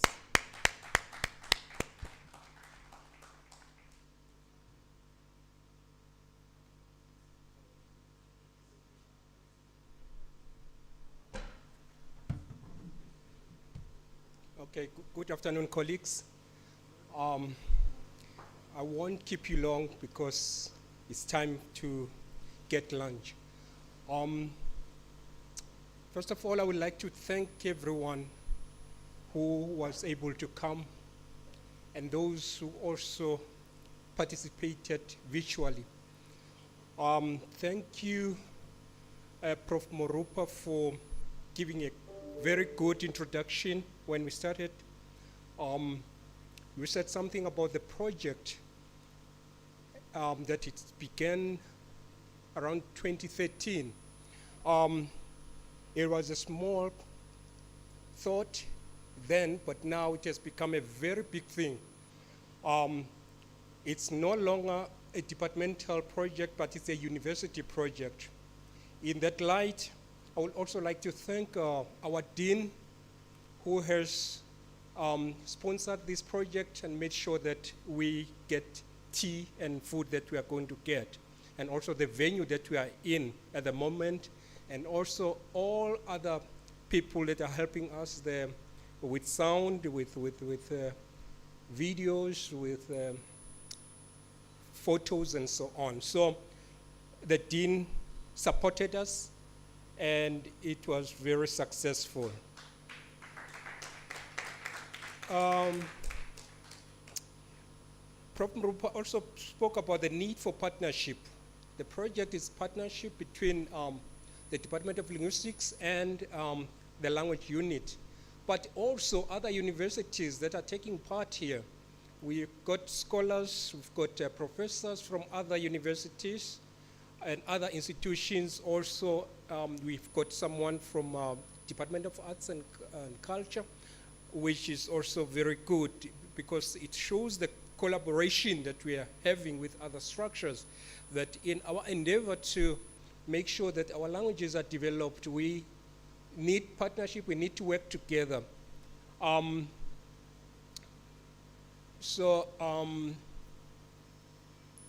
Dr. Shoba, thank you very much for introducing the keynote address speaker, Dr. Orangi, who also gave a very nice presentation virtually, and we all enjoyed that presentation. I like also to, someone said something about, I think it's Dr. Orangi, who says translation is power. Transferring knowledge, it's part of translation. So because the core business of translation is transfer knowledge. Even the smallest number of speakers, that's what he said, they need information. So even if there are 2 people, they still need information. So we still have to translate even for 2 people. So this idea of translating for the majority doesn't work, but it helps everyone who needs to get information, whether it's 1 person or 2 people. Thank you, Mr. Cooper. You kept us entertained through the poetry and poem. The poem, even if it's rendered in a language that you don't understand, but the rhythm and everything, it conveys a message. So, and that message, even if you didn't hear the words, but you get revived and excited, and something happens in your body, even in your mind. I hope maybe next time we'll have also the dancers and so on to come and dance, also to give us that other aspect of performance. Doctors, Dr. Roderick's and Dr. Kanyane, thank you very much also for giving a nice presentation where you call a spade, and also an indication of developing a model that will work for Africans who are working in translation.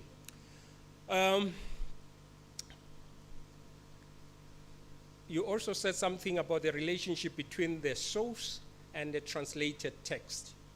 So that transference, or that kind of trying to make sure that the message is communicated in particular context. So that was important for us, that it's not for the sake of translation, for the sake of doing it, but it's important to transfer information, and it should be as it is to the readers. And also Prof. Ojo, thank you very much for bringing us to that aspect of machine translation and the dilemma that is there. And what was clear is that the human aspect is also important. So it means that in humanities or human sciences, whether you bring in technology or science, you still need a person to be there. So it's part of the human aspect. There was a situation in the past where people were talking about cloning and other things. And human sciences came in and said, but if you create such people who are created scientifically, so how are they going to relate with other people? You know, so it means that there should be a balance between humanities and sciences. So you cannot just do things anyhow without looking at the ethical aspect of doing that thing. So you can create people now, they can do that. They can clone, they can do this and this, but we still need the natural aspect of doing things. So the human aspect was very much important, Prof. Ojo. Ms. Matole, translation resources, we need that, because without that, there's no language development. We can say we speak these languages, they are there, and we recognize them, but if there are no resources, that's a problem. No matter how we do it, we know that in linguistics or in languages, we have people that are purists. We have people that are analyzing things in a particular way. There are people who are looking at various contexts. For instance, in terms of dictionaries now, we have, there's a new dictionary, it's a Stozital, that has been developed as part of the project in our department. So you can have such a dictionary. So it serves a particular purpose because it does show how people communicate in various contexts. So it's there, it has its own role, because we know in that dictionary we have these terms Some they are using soccer and so on. They are there. People are using these terms every day somehow. So we can have more resources. They can be standardized, or they can be very relaxed, they can be free, as long as we saturate all communication platforms with our languages. That will help us. I like the idea of talking dictionary, that it speaks, it talks. Whether it gives the correct dialect or the other dialect, but it's still there because there is that dialect, you know. So we can create various dictionaries of various dialects also. That's part of the whole process of developing languages. So thank you very much, colleagues. I would like to thank everyone who participated, who make sure that this runs very well, especially Dr. Mabule, who started early with us, and yes, she tried to be very strict, although it was sometimes getting out of hand, but it was good that she made sure that she can steer this until now. And we also like to thank everyone who participated in organizing, Amanda, Nelly Swam, Dr. Nokele in her absence, Fezi in terms of the language unit. The young language unit participated very much. Let me say all members of the language unit were there to make sure that everything is good. And last but not least, I will thank everyone who came from different aspects or different environments, and also the students that are part of us. This will remain the free conference where you don't have to participate, and we are hoping that in future it will have its own funding. And also, I would like to invite all that participated from the beginning, from Monday, who presented their presentations, that they may submit those to a special edited book so that we have chapters, so we can cover those chapters. If you like to do that, they will be peer-reviewed chapters, and we'll make sure that we go through the right channels in terms of UNISA Press. Prof. Moropa and myself, we have already spoke about it. We can edit that book for you, and we publish maybe next year. Thank you very much, colleagues. Have a lovely afternoon. I think Dr. Mabule will direct us as to what we should do now. Thank you.